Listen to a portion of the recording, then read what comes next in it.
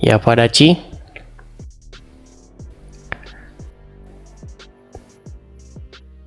Teman-teman, kalau teman-teman mau memberikan gift, pastikan teman-teman itu jangan salah mencet. Nah, ini ada yang mencet ke samping ini, ke Dava Gift, ke apa? Ya Padaci. Tapi dia masih dia masih nyangkut. Oke, saya turunkan saja karena dia tidak nyangkut. Itu karena sinyalnya biasanya tidak penuh, teman-teman. Sekali lagi teman-teman ya, kalau Anda bukan seorang yang muslim, saya meminta untuk Anda jangan mengajukan permintaan naik. Apalagi Anda naik cuman bilang salah pencet. Kalau Anda naik, Anda bilang salah pencet, kemudian Anda bilang Kristen, saya pastikan Anda akan saya blokir. Saya pastikan itu. Oke. Assalamualaikum Bang Edi. Selamat siang Bang David 99. Gimana kabarnya Bang? Gimana kabarnya Bang? Alhamdulillah baik Bang, sehat. Alhamdulillah sehat. Ya. Bang Edi sendiri gimana kabarnya Bang? Kabar saya baik Bang, kabar saya baik. Siap. Ya, walaupun setiap hari saya memerlukan Panadol, Bodrek, dan Dekolgen karena menghadapi banyak orang yang botolnya cetar membahana. Ya, tapi saya harus tetap semangat nih Bang. Nah, Bang David, ini Anda masih Islam atau bagaimana ini? Kenapa Bang? Anda masih Islam saja atau bagaimana nih? Kalau buat saya sih Islam itu kan status, ya kan? Iman itu bukan karena dari agama, bukan karena dari Islamnya, tapi dari diri kita nih yang selalu yakin. Oke, tapi saya tanya dulu, yang Anda yakini apa? Anda meyakini ajaran Muhammad? Gimana? Apakah Anda meyakini ajaran Muhammad? Kalau dari segi perjalanan awal, mungkin ya, kalau masih belum tahu tentang apa sih yang sebenarnya diajarkan itu tadi. Tapi setelah ini ya kita tetap yang kita yakini hanya satu, nggak ada yang lain. Itu Bang. Maksud saya bukan itu Bang. Maksud saya, apakah Anda ini masih mengikuti ajaran Muhammad? Yang pastinya kalau masalah kita masih mengikuti atau tidak, kita akan tetap masih untuk melihat ceritanya. Kalau untuk mengikuti ya kita tetap mengikuti perjalanan kita sendiri. Nggak bisa kita untuk mengikuti apa yang pernah diberikan. Mungkin ya dulu sebelum kita didoktrin mungkin. Oke, yang saya maksudkan begini. Anda ini sebagai seorang muslim, apakah Anda ini mengimani ajaran Muhammad itu? Loh, kalau aku mengimani enggak Bang. Tidak mengimani. Tidak mengimani Bang. Kalau aku mengimaninya berarti aku tidak mengimani Tuhan yang tunggal dong, yang nyata. Waduh. Coba saya mau naikkan dulu satu muslim ini. Nampaknya Anda ini sangat ini, soalnya banyak yang meragukan Anda ini seorang muslim ini. Coba ya. Saya coba naikkan dulu, ada seorang muslim yang lain ya. Baik. Coba kita kasih naik, ada. Sebentar ya. Kita kasih naik. Coba ya muslim-muslim yang kalian meragukan, jangan-jangan ini Islam KTP atau bagaimana? Coba, yang KTP kan di statusnya, makanya kan kebanyakan kan Islamnya itu hanya di status. Oke, coba kita hati malaikat. Selamat siang. Oke, terpental ya. Tapi gini Bang, coba apa yang membuat kami yakin bahwa Anda ini muslim? Coba Anda bacakan dulu, coba bacaan sholat, coba. Bacaan sholat yang apa Bang? Terserah, apa saja bacaan, mau sholat apa aja terserah. Coba bacaannya Pak. Coba niat sholat apa bacaannya? Sholat apa dulu ini? Sholat maghrib. Sholli fardul mahribi mustaqbilal kiblati adaan lillahi ta'ala. Terus? Sudah. Oke, sholat subuh.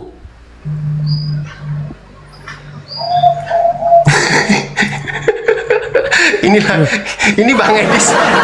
Bang Edis lagi belajar sholat subuh apa Bukan, gimana? masalahnya begini, kita mau konfirmasi ini. Soalnya Gini Anda loh, ini Bang, gini Bang. Maksud saya gini loh. Mungkin ya kalau orang untuk sholat itu maknanya itu banyak yang jarang tahu. Apa sih makna sholat itu? Makna sholat itu adalah ingat. Masa kita ingat hanya 5 kali dalam sehari? Kan enggak. Sebentar. Coba saya perlu menaikkan satu orang muslim ya. Kita perlu menaikkan satu orang muslim supaya bisa mengkonfirmasi. Coba kita kasih naik Reza, coba ya. Iya. Coba kita kasih naik Reza. Reza Pahlevi, ya. Waduh, Reza terpental. Sebentar ya. Kita kasih naik ada Nurdin. Rokaatai mustaqbilal kiblati. Ada billahi ta'ala. Coba kita kasih naik Nurdin. Ya, selamat siang Nurdin. Itu kan hanya bacaan, Bang. Apa sih artinya? Iya, kalau biasanya kalau muslim kan yang penting bacaannya. Yang penting ada bacaannya begitu kan. Ya, Nurdin, selamat siang. Halo? Nurdin? Nurdin? Oke, baiklah ya, si Nurdin juga nampaknya dia malu. Baik. Coba Bang, jadi Anda ini Islam tetapi Anda tidak mengimani ajaran Muhammad.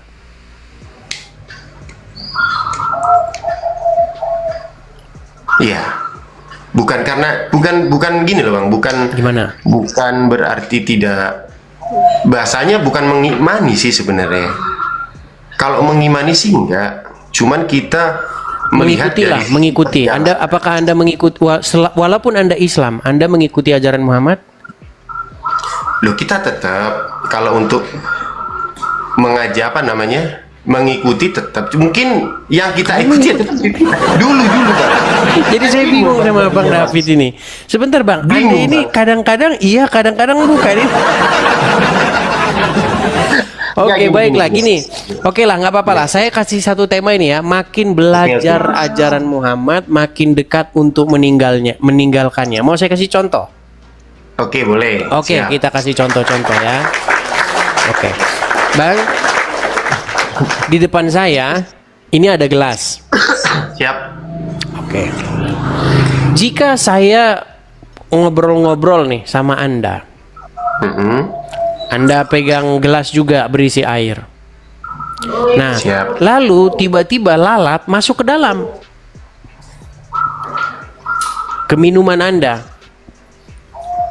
Nah, kalau Anda secara normal ada lalat hijau begitu masuk gitu. Kira-kira Anda masih lanjut minum nggak? Ya mungkin kita buang dulu lah itunya, lalatnya, baru kita minum. Buset. Benar-benar memang mereka ini.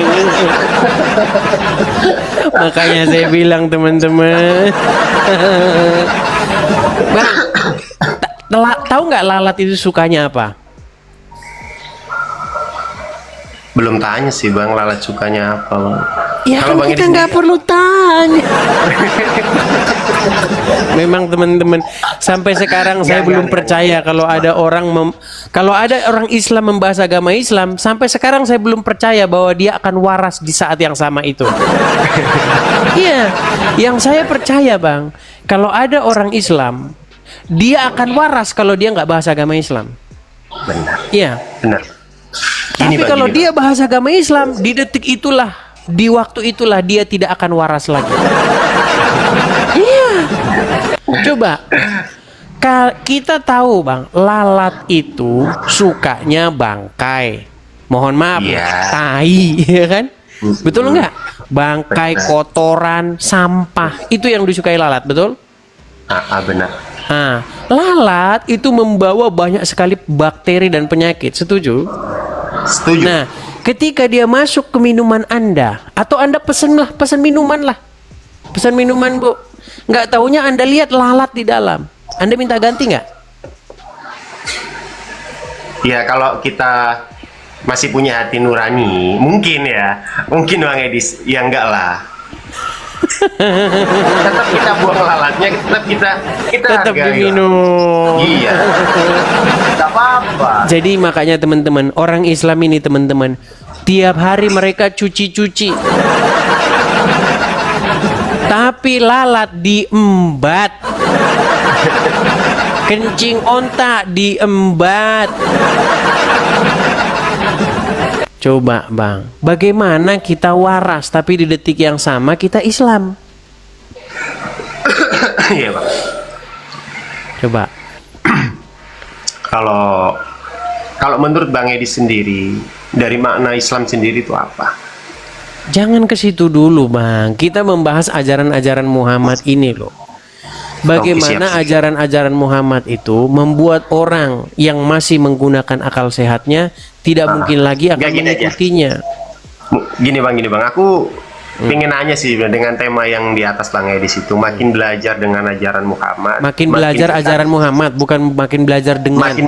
makin belajar ajaran Muhammad, makin dekat untuk meninggalkannya. Untuk menurut Bang Edi sendiri, meninggalkannya itu secara apa Bang? Secara dohir apa secara rohani ya Bang? Ya meninggalkan seluruhnya lah, dibuang ajaran Muhammad ke tempatnya. Itu baru satu. Oke, kita kasih contoh lain. Bang, Oke. abang tahu cicak? Cicak, Tahu cicak? tahu? Tahu Cicak, nggak Bang. Muhammad? Tahu nggak Muhammad benci banget sama cicak? Kalau itu aku kurang tahu Bang. Nah, pantesan masih Islam. Bang, kalau Anda mempelajari ajaran Muhammad, dikatakan membunuh cicak itu mendapatkan pahala. Makanya Bang, cara masuk surga, rajin-rajin aja berburu cicak. Dulu waktu kami kecil tuh ya, karet dilinting-linting begitu ya. Wah, tuh cicak tuh dapat. Iya kan? Enggak, Itu kadang tuh orang tuh gini Bang, untuk beribadah itu yang dikejar itu hanya untuk masuk surganya. Keinginan kesadarannya itu hanya untuk ke Tapi surga. yang bikin itu kan Muhammad. Barang siapa yang membunuh cicak, maka dia mendapatkan 100 pahala. Iya Bang, tapi aku nggak pernah bunuh cicak ini Bang. Gimana Bang? Nggak punya pahala Bang. Nah, berarti Anda tidak mengikuti ajaran Muhammad. Kalau gitu dikatakan Islam nggak Bang? Ya, Islam yang tanpa ini, Islam yang tanpa identitas. Gitu loh. Islam yang tidak memiliki Iya, iya, identitas Islam. Padahal Islam itu adalah orang yang mengikuti ajaran Muhammad. Coba, tahu nggak kenapa alasan cicak itu kalau dibunuh dapat pahala? Kurang tahu sih Bang kalau masalah itu. Nah, baik, pantas masih Islam. Oh ya lupa saya. Gini. Jadi pernah dengar cerita Ibrahim dibakar? Pernah. Ah, tahu nggak? Tahu nggak siapa yang meniup-niup apinya biar apinya makin besar? Kalau dari cerita sih malaikat. Salah, cicak. Cicak Bang, makanya saya bilang makin belajar ajaran Muhammad, makin cepat Anda meninggalkannya. Berarti lagu cicak-cicak di dinding tuh gimana tuh Bang? Itu lain, beda, nggak nyambung lain. itu Bang. Oh nggak Tapi nyambung. gini aja lah, coba kita menggunakan nalar akal sehat kita. Siap. Ibrahim kan hidup di masa lalu, Siap. ribuan tahun yang lalu, betul nggak? Ah. Nah, cicak yang dulu meniup-niup, andaikan itu benar. Kalau ngomong orang Islam kan memang kalau ngomong cerita-cerita yang gitu kan harus diimani Di saja. dalam Al-Quran nggak ada Bang itu Bang. Masalah cicak meniup dari pas apinya Nabi Ibrahim pas dibakar itu Bang. Di dalam hadis ada. Tadi siang mana itu Bang? Oke, baik, dia minta tunjuk ya. Dia Siap. minta tunjuk. Baik, sebentar. Saya minta hadis. Maaf ya Bang ya. Oke, nggak apa-apa. Karena yang Kita aku sabar. tahu sih, kulna ya layani bardan wasalama ala Ibrahim. Ya, sebentar. Jadi, teman-teman, apakah Kulna benar ala ada cicak? hukmi Apakah benar ada bardan cicak meniup? wasalaman ala Ibrahim. Ala Bang Edi juga nggak apa-apa sebenarnya Bang. Ya, tapi ini ajaran Muhammad. Sabar ya. Sebentar. Iya Bang. Kita akan bukakan. Gimana, Bang? Siap.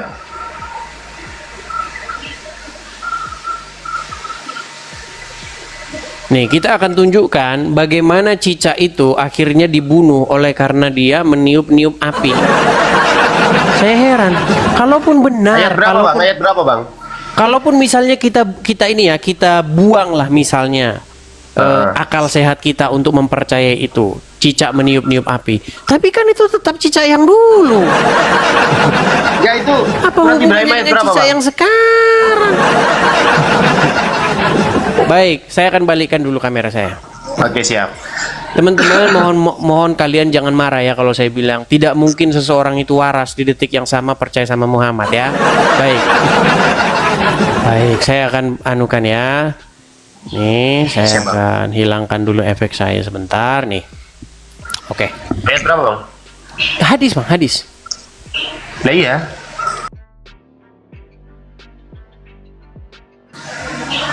Ya. Kalau masalah nomor hadis itu beda-beda, Bang. Nomor hadis itu nggak ada yang sama. Tergantung Itu sesuai- tergantung sesuai di cetakan Al-Quran siapa, itu, jilid Bang. berapa, Maksudnya? jilid mana, cetakan berapa, penerbitnya siapa, beda-beda. Oke, nih perhatikan. Ya di ayat berapa Ya, kan gitu. dalam hadis riwayat Muslim terdapat sebuah hadis yang menjelaskan beberapa keutamaan membunuh cicak. Perhatikan. Oke. Barang siapa yang membunuh cicak sekali pukul, maka dituliskan pahala 100 kebaikan. Barang siapa yang memukulnya lagi, maka baginya pahala yang kurang dari pahala yang pertama. Barang siapa yang memukulnya lagi, maka baginya pahala yang lebih kurang dari pahala yang kedua. Jadi sekali pukul, Bang. Kalau sekali pukul dapat 100. Nah, Ya. itu hadis siapa bang? Kalau 2 kali pukul nanti berkurang. Kan? Kalau sekali Itu pukul hadisnya dapat apa bang? gimana? Hadisnya siapa itu? Ini loh, Bang, hadis riwayat Muslim. Hadis riwayat Muslim. Iya. Yang mencetak Iya, yang mencetak ya tukang hadis lah, Bang. Ya kan? tapi bukan Nah. Muhammad berarti kan ya yang nyetak itu bang ya? Iya, yang nyetak ya bukan Muhammad. Al-Quran juga yang nyetak bukan Muhammad, Bang. Nah itu mangkap. Sama Al-Quran juga yang nyetak bukan Muhammad kalau masalah Iya. itu. Nah, kita akan baca selanjutnya ya. Perhatikan. Nih ya, para ahli bahasa mengatakan bahwa ini anu ya, bukan hadisnya ya. Nih, apa sebenarnya? Ya, apa sebabnya? Perhatikan. Ya. Siap.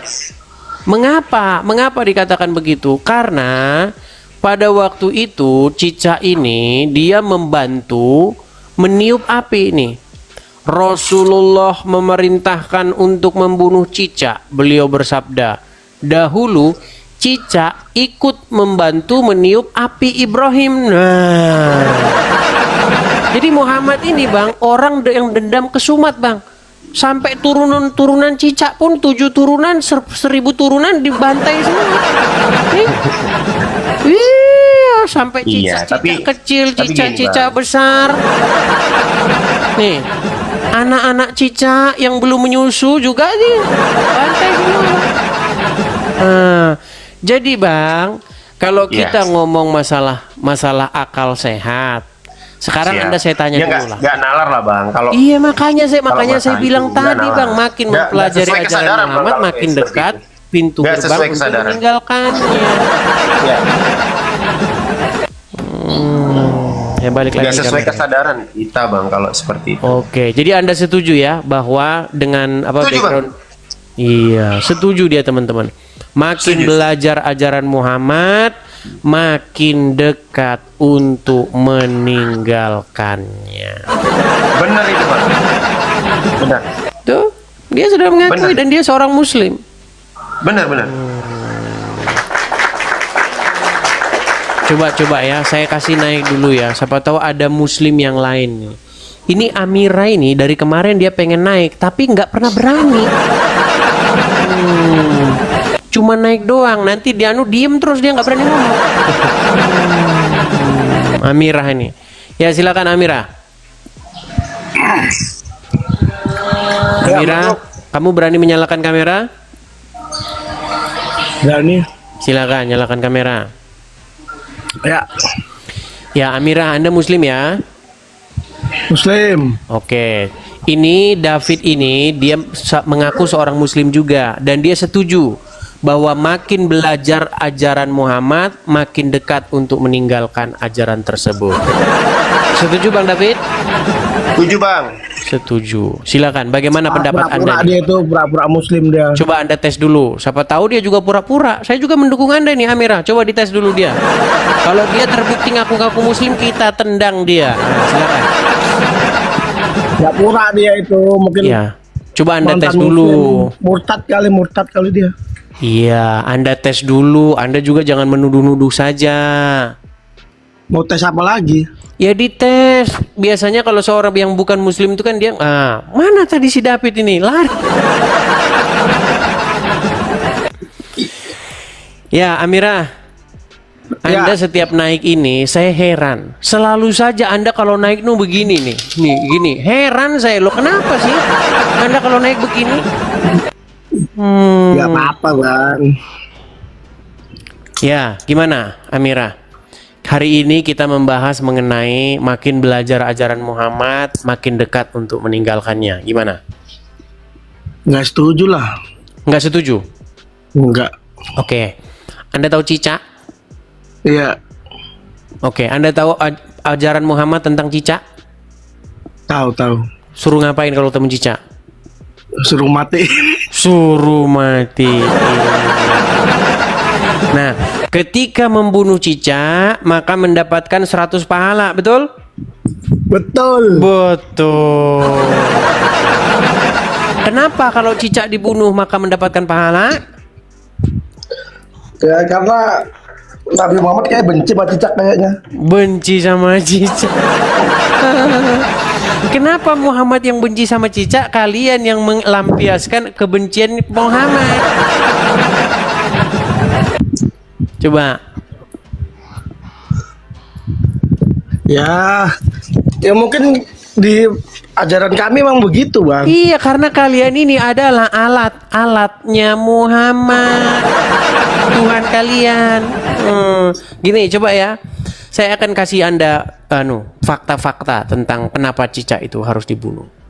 Menurut Muhammad, cicak dibunuh karena dia membantu dalam meniup api ketika Ibrahim dibakar. Jadi cicak gini belum. Saya heran, cicak yang dilihat Muhammad ini cicak naga atau bagaimana? Apa jangan-jangan Muhammad pernah ngelihat naga begitu nyembur? Atau naga yang di TikTok itu loh. Nah Muhammad lihat itu cicak tuh, kata dia kan. Jadi memang sangat kuat diduga memang Muhammad ini memang mengalami gangguan. Ada gangguan memang dia itu memang. Gitu loh. Sekarang saya tanya. Secara nalar Anda lah Bang. Anda percaya cicak niup-niup api ketika Ibrahim dibakar? Nggak percaya. Tapi Muhammad ngomong begitu. Ya kurang tahu juga sih Bang. Terus kesimpulannya bagaimana? Ya mungkin bohong aja itu kitabnya itu. Kitabnya yang bohong apa Muhammad yang bohong? Nggak mungkin ada yang nulis kebohongannya mungkin. Oke, sekarang berarti Anda setuju bahwa kitab Sahih Bukhari, Sahih Muslim. Nah ini dia nih, ini cicak yang lihat Muhammad. Itu cicaknya itu. Itu cicaknya. Jadi begini. Berarti Anda menyimpulkan bahwa kitab Sahih Bukhari, Sahih Muslim itu adalah kitab yang berisi kebohongan, kitab yang berisi fitnah kepada Muhammad.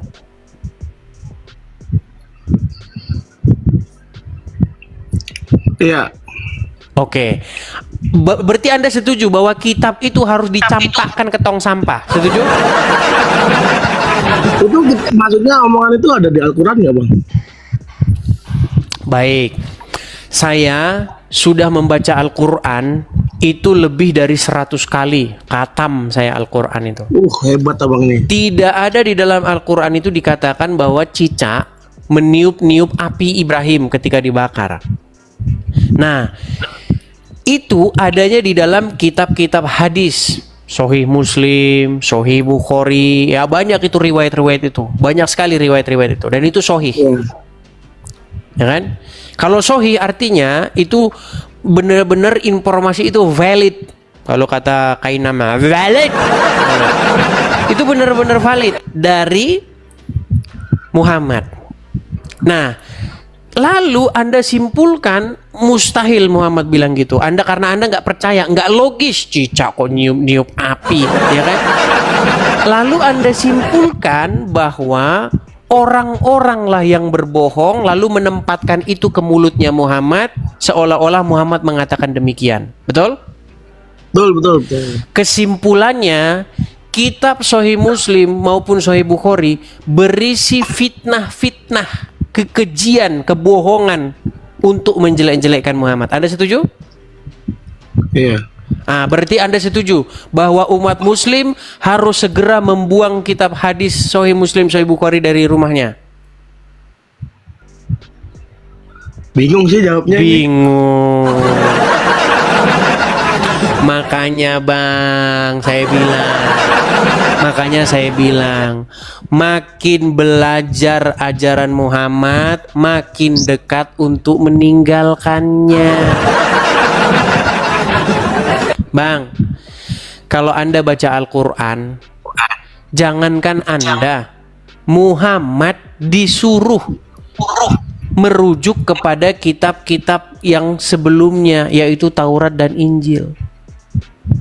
Karena di dalamnya terdapat petunjuk dan kebenaran. Tapi sayangnya baik Muhammad, baik umat Muslim takut sama kebenaran itu. Akhirnya jadi kayak begini. Walaupun Islam Al-Quran mengatakan di dalam Taurat dan Injil terdapat kebenaran, tapi ketika Muhammad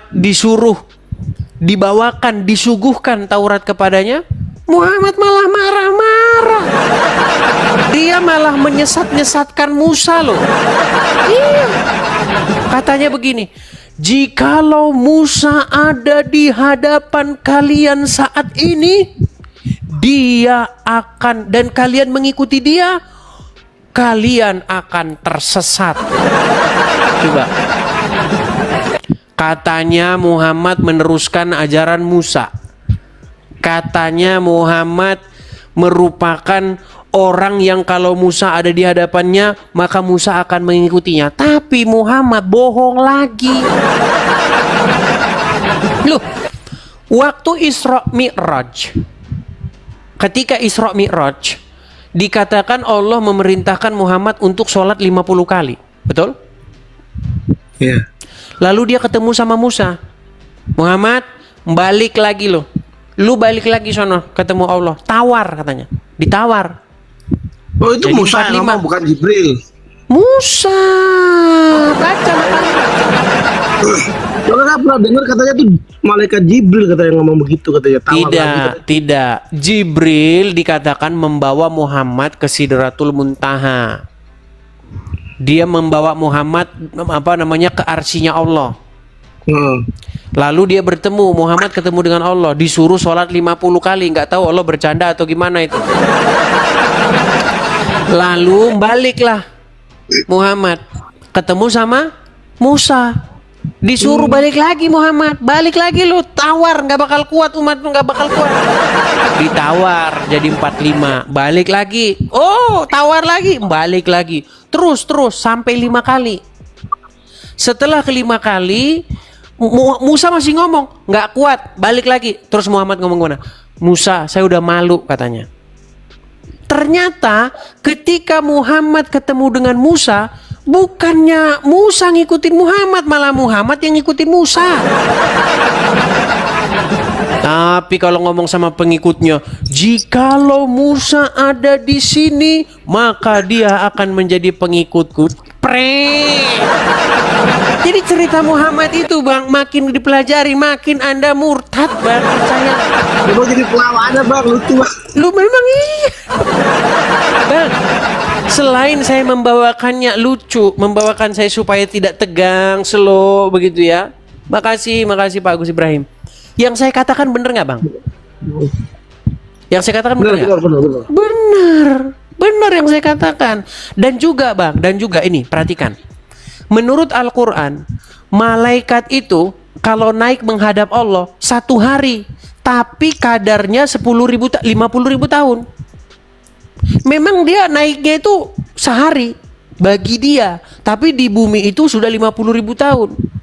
Makanya bohong lagi Muhammad. Kalau memang Saya nggak dia pernah dengar, dibawa, Bang. gimana? Saya nggak pernah dengar. Di dalam Al-Quran, di dalam surat Al-Ma'arij, ayat 1 yang sampai ke-4, sampai ke-5. Malaikat-malaikat naik menghadap Allah dalam 1 hari yang kadarnya 50.000 tahun. Maka bersabarlah kamu. Nah, kalau memang Muhammad naik di bawah Jibril menghadap Allah, artinya sampai sekarang Muhammad harusnya belum pulang. Karena 1 harinya naik itu 50.000 tahun di bumi. Bohong lagi Muhammad. Iya, pokoknya Bang, kalau Anda baca hadis, Anda akan simpulkan Muhammad itu seorang penipu ulung. Kalau Anda baca hadis, Muhammad pernah bilang begini. Dia menunjuk mulutnya begini.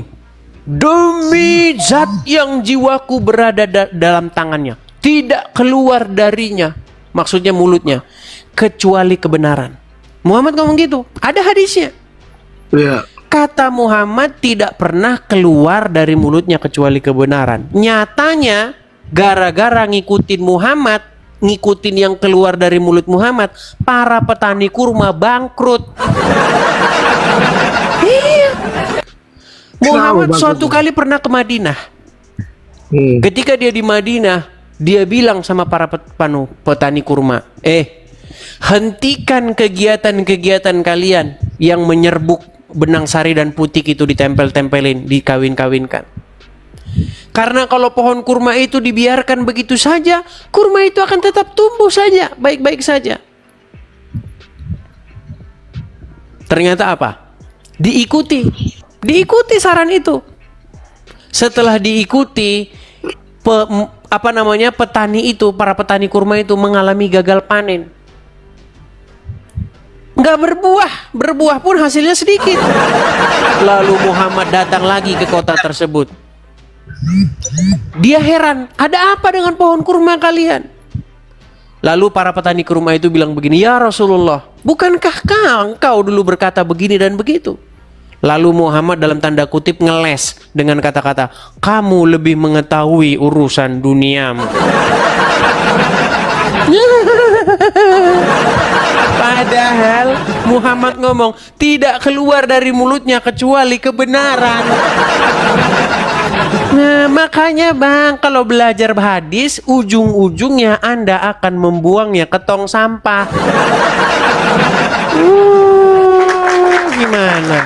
Coba kalau yang tukang marah-marah, yang tukang ngintip-ngintip, yang tukang mau lapor-lapor, daripada kalian capek-capek argumen, lawan dengan argumen. Coba Bang Amira, Anda kan muslim ini, tapi Anda setuju dengan perkataan saya? Iya. Setuju Amira. Tapi kan nggak harus diyakinin Bang. Iya, tapi bagaimana Anda Islam di detik yang sama Anda setuju dengan perkataan saya? Ya tapi kan nggak harus maksudnya ditelan semua omongan abang kan, nggak harus dipercaya gitu loh. Coba yang bagian mana yang yang saya bohong? Yang saya anggap ya udahlah, namanya juga manusia ya, nggak mungkin ada benarnya kan, gitu aja. Bang, Nggak mungkin sempurna gitu loh. Oke, berarti anda akui bahwa Muhammad itu berdosa. Ya berdosa karena manusia. Oke, Anda akui bahwa Muhammad seorang penipu juga. Ya saya nggak berani ngomong Bang kalau itu. Nah, Bang, apa definisi menipu? Mengatakan Ya, sesuatu yang tidak sebenarnya, betul? Ya mungkin nipunya sedikit Bang, banyak benarnya mungkin. Oke, seorang yang mencuri disebut Maling. bahasa Indonesianya. Seorang yang mencuri disebut pencuri, betul? Iya. Oke. Seorang yang menipu disebut Berdusta. penipu. Memang bahasa Indonesia saja mereka ini nggak lulus. Berdusta itu kata kerja, Bang. Berdusta, bertani, bergaul. Aduh, gimana sih Anda ini? Pasti waktu belajar bahasa Indonesia tidur di kelas.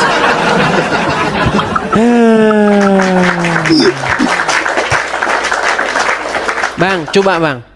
Anda buktikan dulu bahwa Anda ini seorang muslim ini. Coba bacakan dulu surat Al-Fatihah. Bismillahirrahmanirrahim. Alhamdulillahirabbil alamin. Terus, Ar-Rahmanirrahim. terus, Maliki yaumiddin. terus. Udah. Oke, baik. Anda setuju bahwa Muhammad seorang penipu? Enggak. Nah, sekarang enggak. Tadi iya, sekarang enggak. Kadang iya, kadang enggak. Saya kan sebagai umatnya saya harus membela beliau, Bang, gitu loh. Bagaimana Anda membela Muhammad sementara Anda sudah dapati Muhammad seorang penipu? Ya kita nggak usah dengar tuh, Bang, nggak usah dengar. Jadi anggap aja angin lalu gitu. Anggap angin lalu. Baiklah, Wajar, baiklah. Bang. Saya kan umatnya. Saya membela beliau wajar. Ya, gini Bang, kenapa Anda masih membela dia? Karena Anda masih mengutamakan perasaan ketimbang akal sehat. Tapi begini, memang ini membutuhkan waktu. Ya, jadi saya sarankan kepada Bang Amira untuk memperdalam agama Islam. Nanti Anda akan buktikan omongan saya. Makin belajar ajaran Muhammad, makin dekat Anda akan meninggalkannya. Maksudnya meninggalkannya itu meninggalkan kemana, Bang? Ya meninggalkan ajaran Muhammad itulah. Yang Anda ikut-ikutin itu gimana? Ya, terus kemana? Bawa meninggalkan terus kemana? Ya makanya Bang, step tangga 1 aja belum Anda lalui. Bagaimana Anda mau tahu tangga nomor 3? Makanya lakukan dulu. Ketika nanti Anda lakukan itu, nanti Anda akan mencari jalan kebenaran dan hidup. Ketahuilah Bang ya, apa kata Yesus? Akulah jalan dan kebenaran dan hidup. Seperti itu.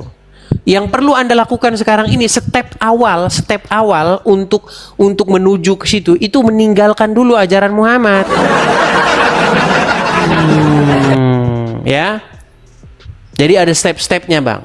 Nggak mungkin Anda percaya ajaran Muhammad di detik yang sama Anda akan percaya Yesus, nggak mungkin itu. Makanya tinggalin dulu ajaran Muhammad itu, baru jalan itu agak terbuka begitu. Selama ini kan buntu ini. Buntu karena percaya sama Muhammad. Oke gitu Bang ya, kita lanjut dulu ya ke muslim yang lain, oke? Oke, makasih Bang Amira. Amira Yasmin. Amira Yasmin ini dulu pertama-tama naik, dia pertama-tama protes sama tujuan, tapi lama-lama mengiyakan. Kan udah saya bilang, sekali kamu nonton Edis TV, kamu akan marah-marah. Kedua kali nonton Edis TV, kamu akan mulai cari tahu apakah yang saya katakan itu benar atau tidak. Nah, ketiga kali Anda sudah mulai manggut-manggut mengiyakan saya. Nah, keempat kali Anda akan meninggalkan agama Islam.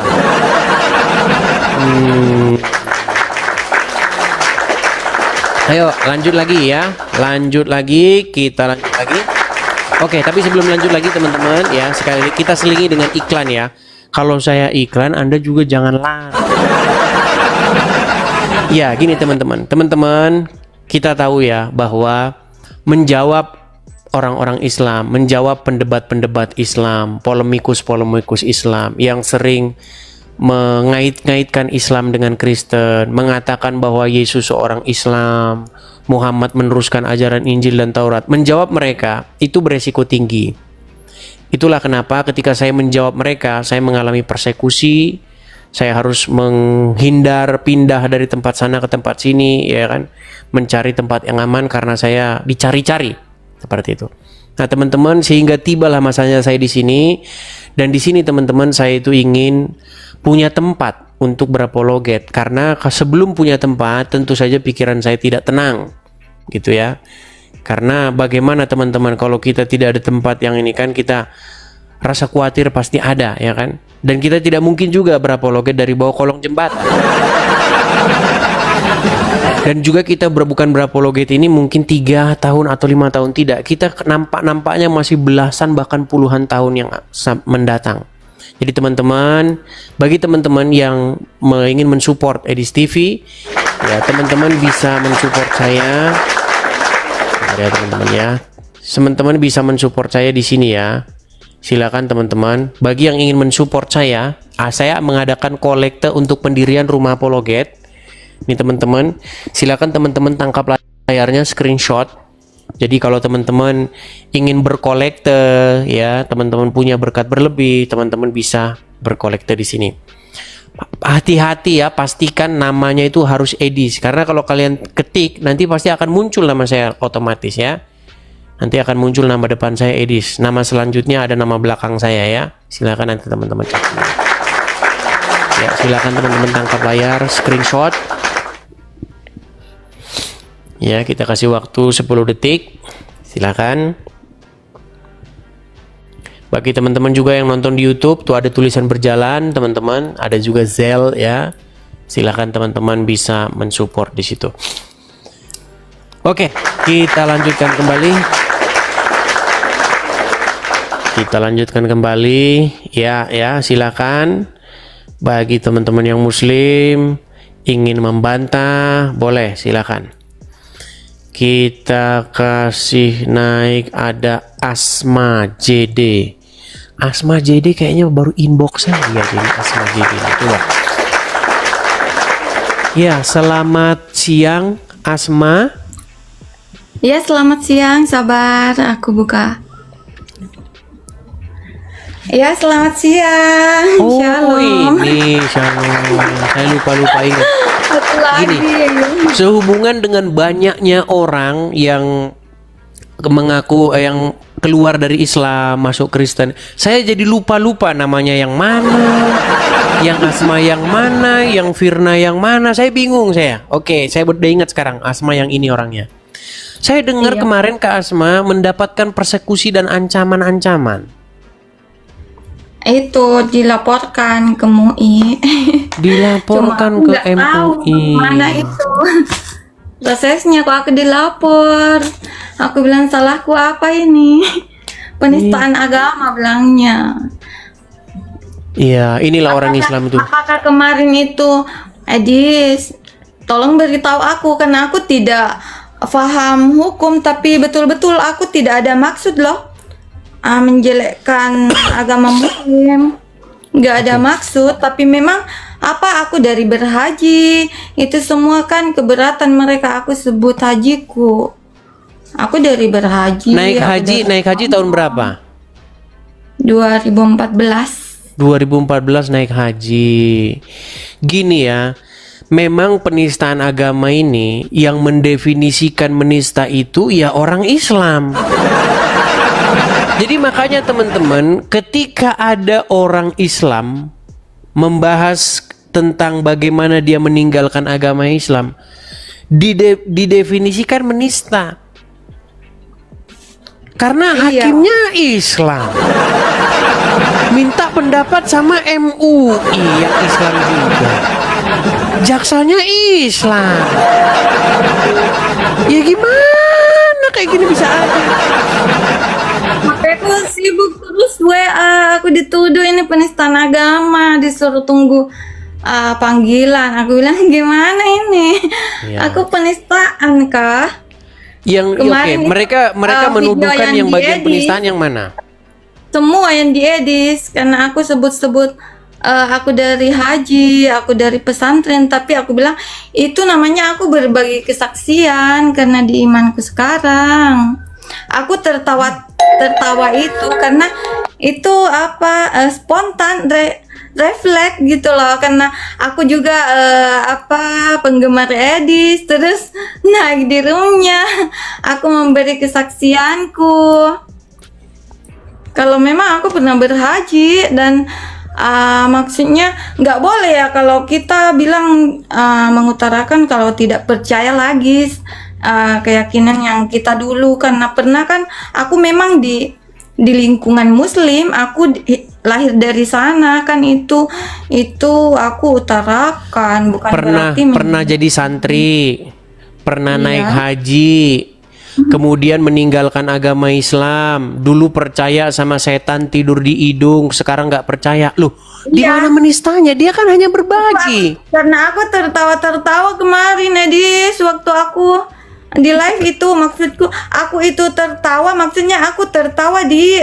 diriku sendiri saat dulu aku begitu percaya dengan serius gitu loh. Sekarang Iya. itu secara logika ya percaya lagi. Iya, makanya ini saya bilang teman-teman, memang orang Islam ini teman-teman dari dulu kebiasaannya begitu. Makanya saya bilang agama Islam bertahan itu karena seperti itu. Asma, Aku minta maaf Kak, aku tidak ada maksud nggak loh. perlu minta maaf. Apa nggak ada yang perlu minta maaf? Karena yang Anda katakan itu semua itu merupakan ekspresi, merupakan hak kamu untuk mengutarakan apa yang pernah kamu alami dalam hidup kamu. Iya, Bahwa itu dulu kamu percaya kupikir setan itu tidur di hidung, hakku, sekarang iya. nggak percaya Aku kan lagi. tidak, Ya nggak apa-apa. tidak sebut hajinya orang. Aku tidak maksud merusak nama haji, tidak. Aku kan memberi kesaksian karena waktu aku pernah berhaji. Iya. Iya, saya pastikan itu tidak ada itu. Memang kalau ngomong sama orang Islam, memang apa saja jadi penistaan agama. Minta suara toa dikecilkan saja, kalau ngomong sama orang Islam jadi penistaan agama. Gini, ini memang ada hukum kita ini, karena gini ya, untuk Komisi 3 ini DPR ini, yang nggak tahu nih Komisi 3 ini kerjanya ngapain aja. Gini ya, ada satu di dalam KUHAP kita yang bunyinya itu seperti ini: hakim tidak boleh mengadili satu perkara di mana terdakwanya itu memiliki ikatan keluarga. Nah, kenapa? Kenapa hakim tidak boleh mengadili perkara yang terdakwanya punya ikatan keluarga dengan hakim? Karena pasti putusannya itu tidak lagi objektif. Pasti putusannya itu sudah dipengaruhi oleh ikatan batin itu. Nah, dalam kasus undang-undang penistaan agama, bayangkan kalau terdakwanya dia menista agama yang dimiliki hakim, pasti ada tendensi. Makanya saya bilang, penistaan agama ini dibuang saja ke tong sampah. Dari mana jalan ceritanya seorang yang menista agama Islam terus diadili oleh hakim yang Islam? Udah gitu hakimnya kadrun lagi. Bayangin coba. Udah pasti putusannya ya pasti membuat ya gimana? Pasti karena yang dinista agama si hakim itu. Hakim pasti punya ikatan, punya ada sesuatu keterkaitan dengan perkara itu. Gitu. Iya, kasihan. Aku dianggap tersesat, Le. Yang Aku ingin nentuin aja menista belajar. hakimnya ya Islam juga. Gitu loh. Jadi memang seperti itulah. Memang hukum kita ini memang sangat memprihatinkan. Memang di kertas ya, di buku itu bagus di buku, tapi di prakteknya ya seperti itu, Asma. Tapi tenang saja, Asma, tidak perlu. Jadi memang itu prosedurnya kalau aku ngomong kayak kemarin itu memang harus dilapor, iya. Iya, karena orang Islam itu mereka tidak punya lagi daya kekuatan untuk membela agamanya. Dari dulu orang Islam tuh tidak kuat kalau berargumen, nggak kuat. Makanya mereka itu kuatnya langsung main demo, lomba pakai baju daster di Monas.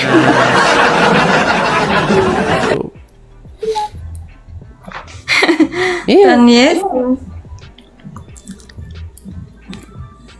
Iya, Kalau kamu udah. bercerita tentang bagaimana dahulu kamu muslim, bagaimana dahulu kamu berhaji, bagaimana kamu dulu mempercayai hal-hal yang sekarang telah kamu sadar, maka itu kamu akan tersenyum. Semua orang gitu loh. Coba kita Iya. kadang-kadang menyadari kesalahan kita kan setelah kita lakukan kan. Lalu kita ingat-ingat, kita Nah. senyum. Kita malu Iya, aku sendiri dengan tertawa kesalahan itu kita aku, kan. Iya. Tertawa itu aku tertuju ke Diri sendiri. diri sendiri karena lo aku dulu percaya hal itu. Iya, gitu. Iya. Bukan menertawakan, bukan mempermalukan, bukan aku yang mempermalukan mereka. Iya. Sama dulu waktu kita kecil, kita kan sering disuapin sama ibu kita kan, makan kan. Awas nanti kalau nggak makan nanti datang datang ular ya kan, atau datang apa gitu. Akhirnya kita makan, karena kita dulu susah makan kan. Setelah kita besar, kita tertawa. Kita teringat betapa dahulu kita lugunya, betapa kita itu dahulu Iya. menjadi orang yang ya seperti itu. Namanya masih anak-anak, nggak tahu apa-apa. Nah, di sini Asma itu dia telah berpindah, dan ketika dia pindah dia menyadari dulu, dia menertawakan dirinya yang dulu. Bagaimana Iya, dan Anda katakan itu menista? namanya Tapi kalau Islamnya karena hakimnya ya bukan tetap cuma aja sebulan menista. di Nah. sana.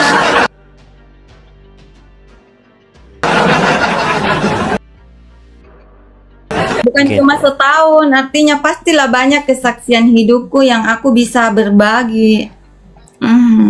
Iya. Gitu. Ya Dan itulah ternyata Asma, memang tidak seperti boleh itu. diutarakan. Makanya saya bilang begini, yang membuat Islam itu masih ada di muka bumi itu adalah yang seperti itu Asma. Jadi Islam akan masih berdiri ketika masih ada pemerintah yang memegang pedang untuk membasmi penista agama Islam. Menurut pandangan mereka menista agama Islam. Tapi sebenarnya kan itu bukan menista. Seseorang yang mengemukakan pendapatnya tentang agama Islam, tentang agama Kristen, tentang agama apapun, itu nggak bisa dikatakan menista. Kecuali dia mengatakan hal yang fitnah. Contoh nih dibilang, Muhammad itu ya kerjanya dia tukang ngumpulin kaleng bekas. Nah itu kalau itu fitnah. Itu kan fitnah, itu nggak ada itu. Tapi kalau Muhammad bilang di hidung ada setan, ya memang benar. Gimana? Kalau Muhammad bilang mencium batu Hajar Aswad menghapus dosa-dosa, memang benar. Kalau Muhammad bilang dulu batu Hajar Aswad itu putih, kemudian akibat dosa-dosa manusia dia berubah jadi hitam, memang benar. Aha, dan dulu aku percaya, iya. Jadi itulah kita bersuara ya. Tapi bagaimanapun ya sekarang itu udah ada kekuatan internet, kekuatan. Jadi tidak ada lagi mereka walaupun di ada penistaan agama segala macam, kita masih tetap bersuara nih dari media sosial. Dan ini tidak bisa dihalangi oleh siapapun. Gitu. Iya, aku Setiap hanya orang ingin yang lebih haus belajar akan di kebenaran. sini, kasihan. Setiap Aku orang yang senang haus. dengar Edis. Gimana? Aku senang dengar Edis di sini belajar. Di saat ada yang disampaikan, aku teringat lagi. Oh iya, aku dulu tahu hal itu. Mengingatkan pada peristiwa-peristiwa masa lalu belajar Islam dulu kan? Iya. Kayak tadi waktu aku dengarnya cicak. Oh iya, dulu waktu aku di sana aku dengar, iya. Cicak, bunuh cicak dapat pahala 100. Memang kan Muhammad ini kan pedagang, jadi ya mirip-mirip dengan pedagangan. Kalau gini pahalanya 100, kalau gini pahalanya 70. Kalau rambut wanita kelihatan nanti dibakar 70 tahun. Jangan nanti aku tertawa. Ini tidak ada siaran ulang lagi nanti kan. Jangan ya, nanti aku Ini saya kasih tahu Asma. Gini Asma, inilah juga yang saya bilang, ini seperti ya dua sisi mata uang. Gini, di dunia media sosial ini banyak sekali pemburu konten. Jadi para pemburu konten ini, mereka akan mengejar konten-konten terbaru. Karena konten-konten itu menghasilkan iklan. Dan iklan itu menghasilkan uang. Jadi banyak orang yang kita tidak pernah tahu identitasnya, dia tidak pernah bersuara di publik, tetapi dia mengambil konten-konten kita ini dan menguploadnya. Tapi itu pun tidak saya salahkan. Justru dengan bantuan mereka, ini makin menyebar. Cuman ini masalahnya, banyak yang orang tidak tahu. Kita yang ada di dalam konten tersebut yang dicari polisi. Sedangkan kita tidak dapat iklannya. Itu saya alami. Dulu sebelum 6 bulan yang lalu, itu video-video saya, konten-konten saya diambil semuanya dengan orang-orang. Ini saja aku kaget. Nanti teman beritahu. Tahu-tahu sudah viral kan? Pulang dari gereja, ada yang posting kamu di Facebook lah, di YouTube. Iya. Ini dicari ini orang. Kok aku dicari? Tapi nggak apa-apa lah, tenang saja Asma. Memang seperti itu dunia media sosial ini, ya. Saya saja pemilik konten saya ini, itu saya tidak dapat iklan. Saya baru dapat email dari YouTube, Anda tidak mengaktifkan iklan Anda lebih daripada 6 bulan, sehingga AdSense Anda dicabut. Nah, udah dicabut AdSense saya. Seperti itu. Tapi tetap saja Tuhan itu baik. Selalu saja ada cara, begitu loh. Makanya teman-teman pada ngomong kan, Bang, abang itu berapologet seperti ini, tidak ada iklannya, videonya diambil orang, terus YouTube Anda sendiri nggak ada iklannya. Udah, bilang aja sama penontonmu itu, suruh Galang bikin rumah apologet. Nah, itulah asal muasalnya. Ceritanya seperti itu. Seperti itu. Aku ingin sih supaya tidak terganggu. Aku bilang aku nggak mau ribut. Aku ingin lebih belajar di sini tentang Yesus. Andai aku masih ada kemampuan macam mendalami Alkitab, belajar kayak sekolah gitu. Karena aku kan tidak dari kecil tidak ada sekolah minggu. Aku sangat ingin kalau bisa aku jadi penginjil. Ya. Tapi tenang saja Asma, ya. Artinya begini, kalau Anda sampai gara-gara kasus ini Anda sampai berhadapan dengan hukum, ya itu nanti akan semakin membuat agama Islam itu ada di layar tancap sebagai agama yang sangat lemah. Agama yang sikit-sikit penistaan agama. Agama yang sudah tidak punya lagi kemampuan untuk membantah argumen. Aku curhat di Bang JNC Nurat, ya dia bantu kasih solusi. Aku sampaikan. Iya. Timnya Edis ya. Iya. Udah sampai ke media asing, udah sampai. Wajah Islam di Indonesia itu sudah sampai ke media asing. Sudah sampai. Jadi bagaimana seseorang yang mengemukakan pendapatnya tentang agama Islam, mengutarakan argumen-argumennya tentang agama Islam, bukannya dijawab sama orang Islam. Orang Islam memang nggak bisa jawab karena nggak ada jawaban, nggak. Tapi dipenjarakan. Nggak mau lah aku di penjara. Ya, Maksudnya tapi tenang saja, Asma. Aku ulang-ulang videoku. Aku cuma bersuka cita dalam Tuhan Yesus, kok tiba-tiba aku diributkan. Sedangkan aku simak-simak kok banyak yang menjelekkan agama. Kayak tadi aku ada lihat macam dituduh-tuduhnya Tuhannya kita, Tuhan Yesus ke seks-seks segala. Otaknya semua. Padahal sudah saya bilang itu. Tidak ada. Kalau mereka bilang begitu, itu nggak ada dalilnya. Mereka kan sering mengatakan, lihat tuh Yesus menganu-nganu keledai katanya. Memang orang Islam kan memang otaknya udah kotor. Tapi saya bisa membuktikan bahwa ada sebuah hadis yang mengatakan bahwa Muhammad itu sanggup menggilir istri-istrinya dalam 1 hari. Dan dikatakan dia memiliki kekuatan seksual setara 30 pria. Itu ada hadisnya.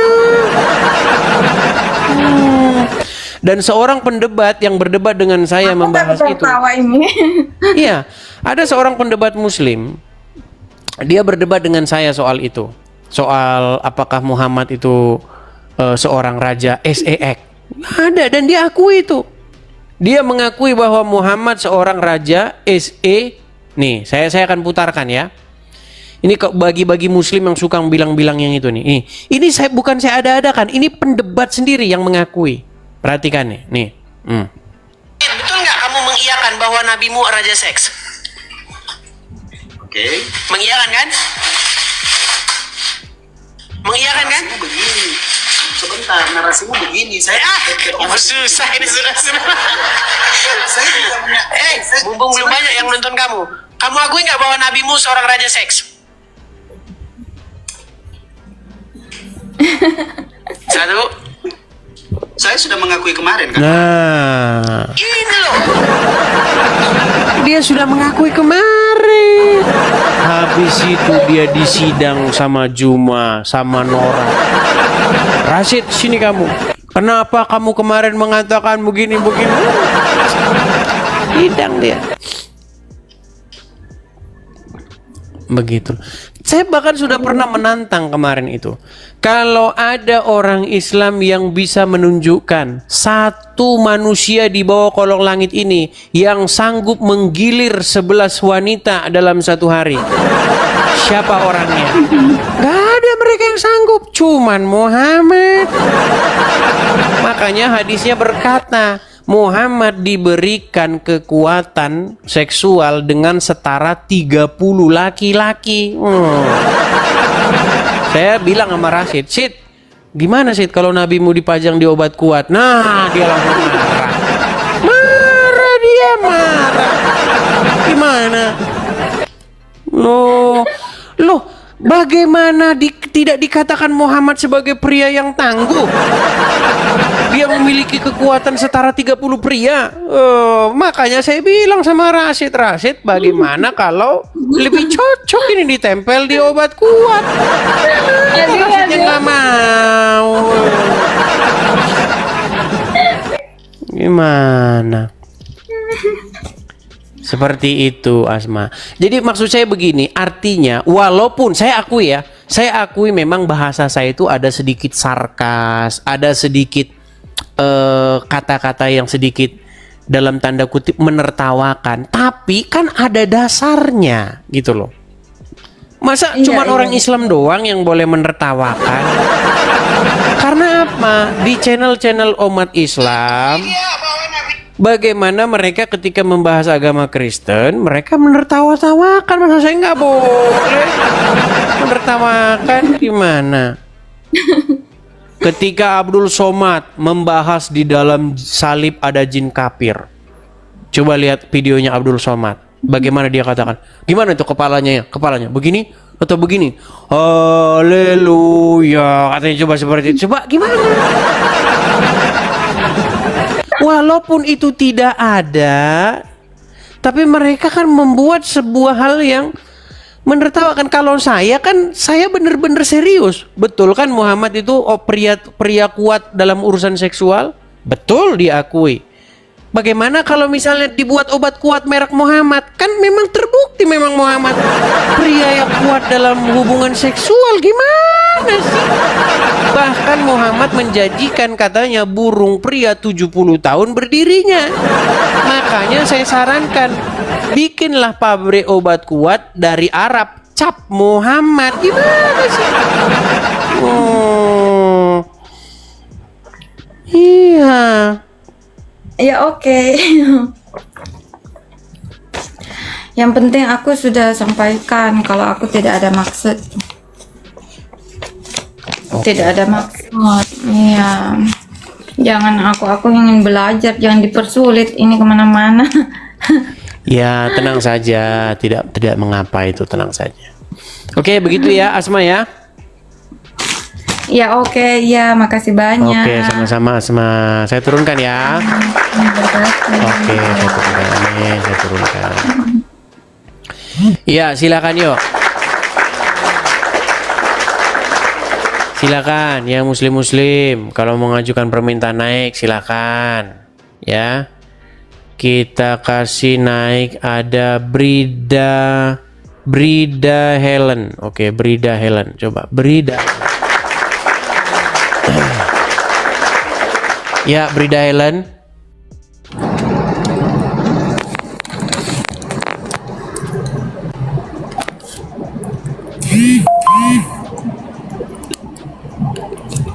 Iya, halo Brida Helen. Halo. Ya, silakan nyalakan kamera. Oke. Malaysia ke? Malaysia? Saya Indonesia, Bang. Lagi di Malaysia. Oh, Indonesia lagi di Malaysia. Bagaimana Brida Helen? Apakah Anda ini seorang muslim atau bagaimana? Saya Muslim, Bang. Muslim. Sampai sekarang masih muslim? Sampai sekarang sudah 2 kali ke gereja. 2 kali ke gereja, saudara-saudara. Ya, gimana? Tolong bisakah Anda berbagi mengenai kisah hidup Anda? Tapi di sini nggak boleh ngaku-ngaku loh. Anda Aku jadi mau ngomong, Bang, ya, tapi sebetulnya aku takut. Aku mau nggak ngomong tapi apa-apa. aku udah gemeteran. Yang penting bahasanya jangan terlalu, tahu kan orang Islam kan tukang marah-marah. Iya.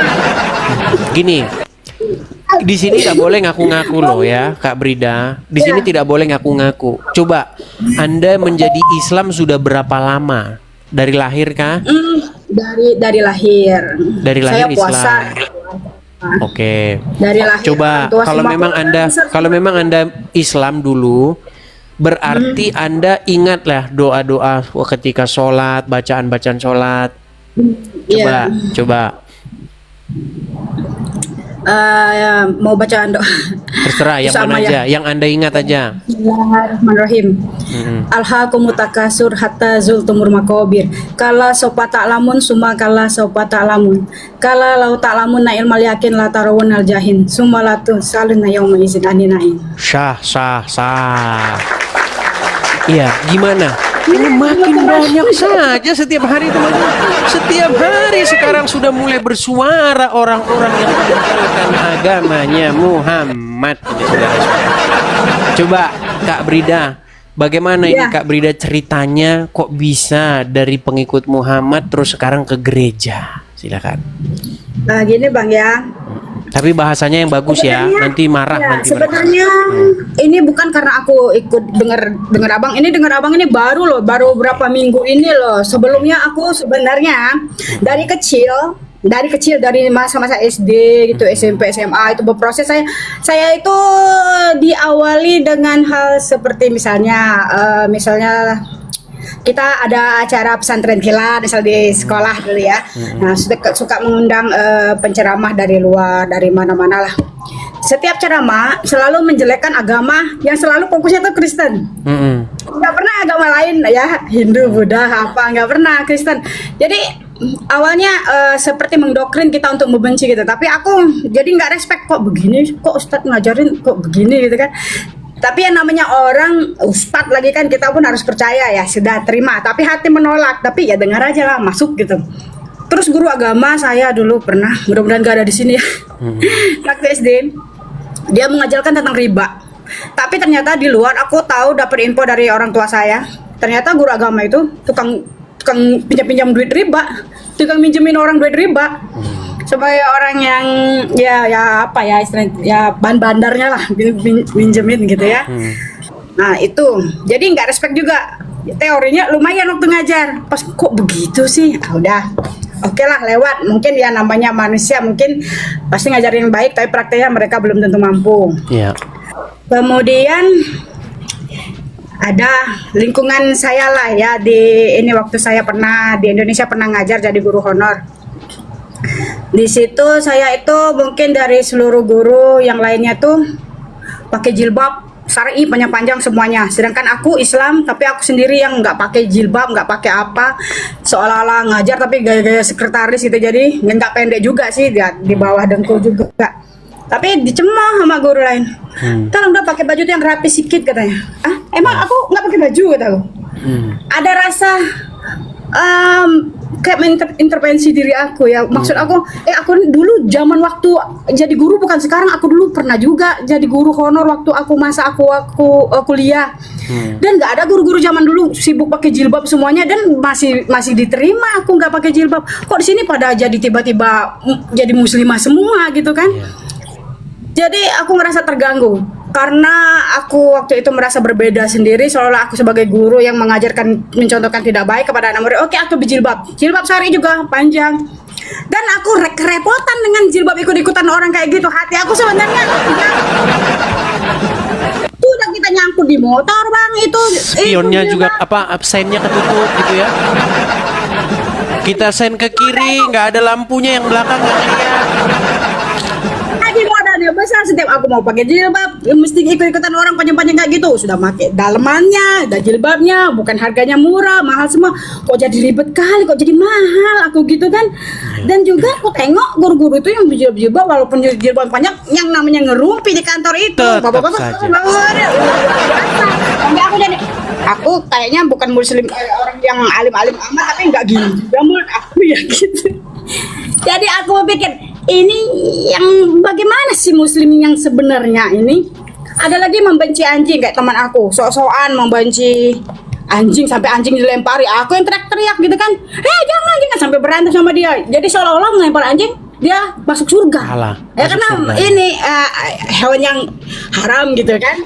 Iya. Jelmaan setan. Jadi kata aku Muhammad. banyak hal yang aku tidak cocok. Ini masalah ini apa? Hah? Kata Muhammad, anjing hitam itu jelmaan Nah, terus setan. lagi lupa.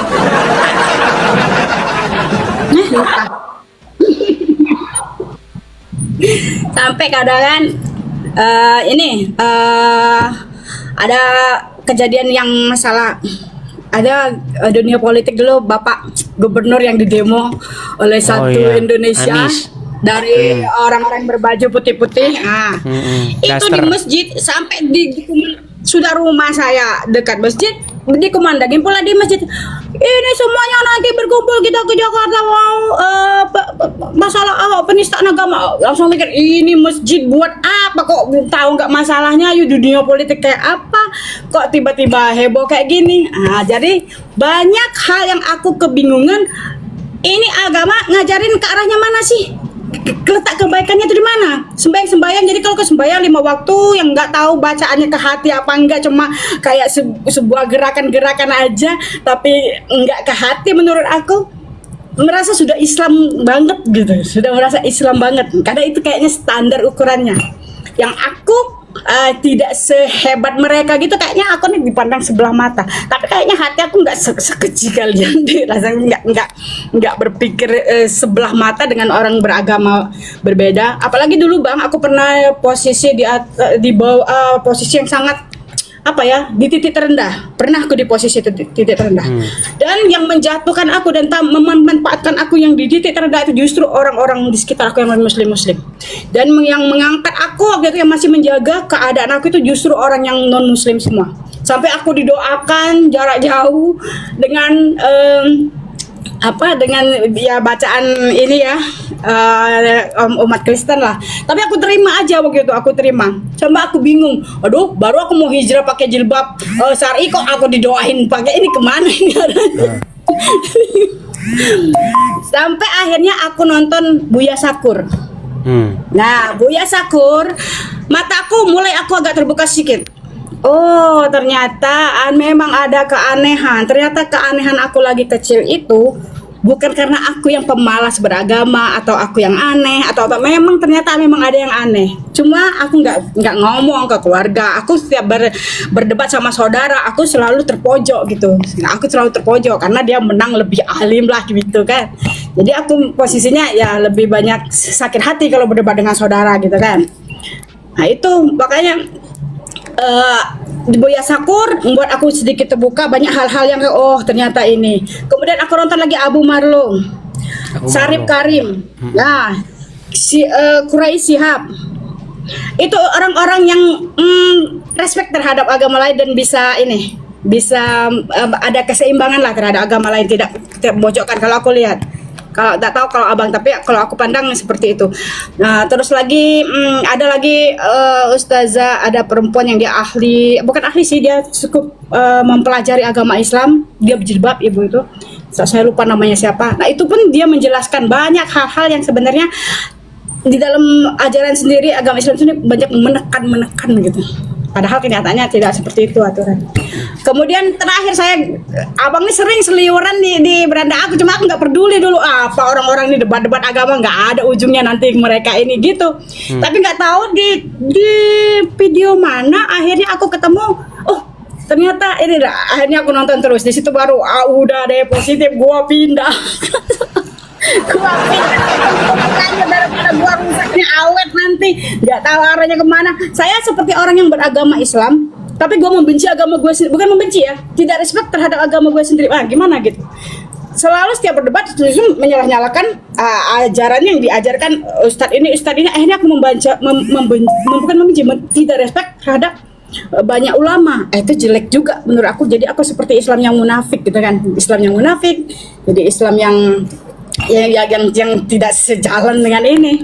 Makanya aku pikir aku bukan nekat, tapi ini sudah aku pikirkan. Aku sudah nangis beberapa hari untuk pindah ini. Aku yakinkan diriku. Akhirnya aku cari teman aku yang non muslim di sini. Sulit sekali ya, banyak teman aku muslim semua.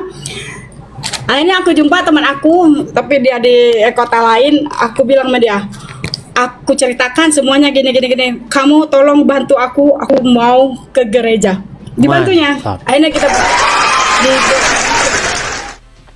dibantunya. Aku sudah mulai pergi gereja dan aku ngomong sama ada pengurus gereja, belum tahu namanya apa, tapi nomor telepon aku udah dicatatnya. Jadi setiap ada kegiatan gereja apa tuh dia call saya dan disuruh kayak hari Selasa ini saya pun dipanggil ke sana untuk ikutin acara di sana, apa semuanya. Saya masih belajar Bang, jadi belum tahu. Kalau Ya, nggak apa-apa, bertahap lah. Iya. membimbing saya pun, kalau abang ada waktu membimbing saya Oh banyak pengennya forum-forum gini. Ada banyak forum-forum Kristen, apalagi yang wanita-wanita begitu, ada kok di channel-channel TikTok juga ada begitu, berbagi cerita sama dia. Ada tuh salah satu channel tuh namanya Yuli. Yuli. Ngobrol, iya. Tapi ini nggak Boleh tahu ya nanti. teman-teman aku di Indonesia ada yang kenapa enggak ke saya. Mungkin kalau ada Di yang nonton juga mungkin antara- kaget. Aku juga Ya pasti nanti suatu saat pasti ada nanti suatu saat. Iya. Belum cerita sama keluarga dan aku yakin aku tidak mau cerita, biarlah terbuka dengan sendirinya, karena untuk memberitahu juga akan menjadi pertentangan. Toh aku di sini juga hidup sendiri, begitu aku susah pun aku sendiri yang bangkit, diriku terjatuh di titik terendah pun aku bangkit sendiri. Nah, jadi aku pikir udahlah, keluarga mau membuang pun tidak masalah. Kalau mereka menghormati saya untuk menerima perbedaan dan tidak perlu berdebat, ya udah aman, kita masih bersama berkeluarga. Kalau dibuang tidak masalah, saya sudah terbiasa sendiri ke beberapa negara, jadi gak masalah. Mantap. Oke. Hanya itu Kak Brida? Iya Bang. Oke. Saya menanggapi ini ya, masalah jilbab dan masalah riba ya gini. Iya. Jadi dulu saya nggak tahu Kak Brida ini kelahiran tahun berapa. Tapi dulu di zaman saya sekolah, di zaman tahun taruhlah tahun di bawah tahun 2000-an, itu belum ada orang berjilbab. Ada. Fenomena atau wabah berjilbab itu baru ada tahun 2015 ke sini. Iya, dan fashionnya semakin meningkat, fashion baju syari panjang-panjang itu. Iya. Jadi ya siapa? Jadi kalau kita telusuri, siapa yang gembar-gembor wajib jilbab. Ternyata penjual jilbab.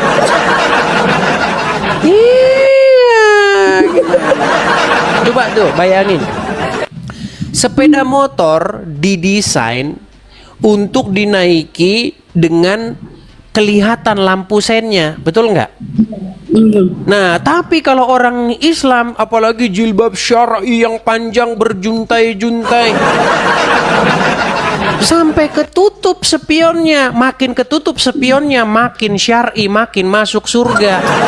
Iya, karena makin cepat ketabrak. Gimana? Lu gimana? Jadi maksud saya begini teman-teman, kalian pasti pernah lihat ibu-ibu yang pakai jilbab yang sampai panjang-panjang banget begitu, sampai diseret-seret buat ngelap juga, buat nyapu lantai. Coba teman-teman mikir, gini loh, keimanan seseorang itu tidak dipengaruhi dengan yang namanya pakaian. Gitu loh. Apakah makin panjang jilbabmu makin besar imanmu? Yang ada makin besar jilbabmu, makin panjang jilbabmu, makin terbuka kesempatan kau maling di Alfamart. Nah, gimana? Berapa banyak kasus ibu-ibu bagaimana mereka nilep tuh, masuk semua ke dalam perutnya, itu makin besar jilbabnya, masuk susu, masuk energen, masuk semua ke perutnya. Itu apakah itu? Coba, apa yang dikatakan oleh Yesus di dalam Injil? Coba, janganlah kamu seperti ahli-ahli Taurat dan orang-orang Farisi. Jangan seperti alim ulama itu. Mereka senang berdiri di pinggir-pinggir jalan dengan jubahnya yang berjumbai panjang-panjang. Ya, dengan apa namanya ini? Yang bulat gede-gede itu, yang sebesar pohon kelapa, buah kelapa itu. Kenapa sih seperti itu? Iya. Yang diajarkan Yesus memang bertolak belakang sama sekali. Makanya Tuhan itu tidak melihat baju, Tuhan itu melihat hati kita. Jadi Ya, saya masuk pertama kali di lingkungan gereja juga memang lain ya rasanya ya. Saya rasakan perbedaannya di lingkungan. artinya itu begini, juga. yang penting itu sopan saja. Ya, berpakaian sopan. Nggak perlu pakaian Anda harus berjunta apa sampai buat ngelap gitu. Masuk surga gitu. Kalau bajunya begitu, kalau terus bajunya ini terus nggak masuk surga. Bukan seperti Iya. itu. Lagian sikap yang agak mengintervensi terus kayak memojokkan itu kan membuat apa ya, kita tuh juga tidak suka digituin. Jadi merasa lu cari kekurangan gue seolah gue Tapi- bukan muslim yang baik, kau juga bisa saya protes, tapi aku nggak ada mengkritik Ya, orang gitu. tapi gini ya Kak Brida, sebenarnya sejarah jilbab itu sebenarnya dulu itu seragam, mohon maaf itu seragam BAB. Iya. Jadi suatu ketika di dalam riwayat, jadi Umar bin Khattab itu melihat istri-istri Muhammad itu pergi dari tempat BAB. Lalu Umar bin Khattab itu memberikan saran, wahai Rasulullah, bagaimana kalau istri-istrimu itu dikasih hijab? Akhirnya turunlah ayat jilbab. Jadi ayat jilbab itu adalah ide atau apa namanya, kemauan daripada Umar bin Khattab. Belum pernah dengar hadis itu. Situ. Nggak tertarik juga, mau cari-cari juga, saya sudah pusing dengan Iya. keadaan real yang di depan mata aja juga udah bertentangan. Jadi untuk apa aku mau cari-cari? Yang udah didengar aja banyak aku nggak terima. Ya, jadi Umar bin Khattab itu pernah berkata dalam sebuah hadis nih ya. Saya akan tunjukkan ini sedikit saja.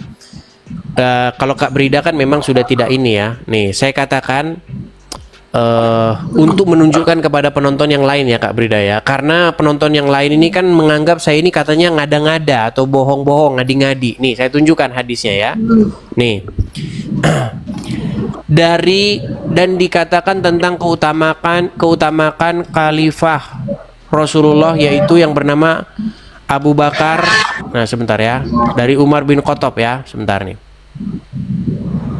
Saya bacakan keutamaan dari Umar ibn Khattab. Ya. Apa di sini keutamaannya? Perhatikan. Dia ini adalah salah satu pencetus ayat jilbab. Jadi idenya Umar. Ya. Ide Umar lah. Sebentar, saya tunjukkan dulu ya. Sebentar. Nih, kita tunjukkan ya hadisnya. Bentar. Keutamaan dari Umar bin Khattab. Sebentar, saya kasih hadisnya saja langsung ya. Hadis Umar bin Khattab. Sebentar. Nah ini mengenai hijab ya. Al-Bukhari menyebutkan dengan mengacu kepada Aisyah mengatakan, Umar berkata kepada Rasulullah, ya, pasangkan hijablah untuk istri-istrimu. Tetapi Nabi tidak melakukannya. Pertama nggak dilakukan sama Muhammad, ya. Ketika itu istri-istri Nabi malam-malam pergi ke tempat BAB. Suatu ketika Umar bin Khattab melihat Saudah binti Zam'ah, sosok perempuan yang ini tinggi. Maka kata Umar, saya mengenal Anda, Saudah. Harapannya supaya memakai hijab. Maka Allah menurunkan ayat hijab. Nih idenya Umar. Jadi idenya Umar diambil oleh Allah. Allah setuju pada ide Umar. Makanya dalam sebuah hadis pernah ini ide tukang fashion jilbab.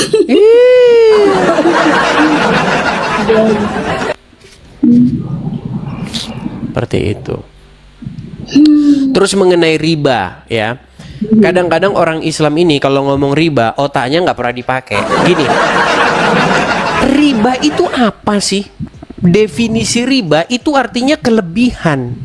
Contoh nih, contoh. Kita beli HP harga 1.000, kita jual 1.200. Nah yang 200 itu disebut riba. Riba itu artinya kelebihan. Nah di dalam Bible itu berbicara mengenai riba.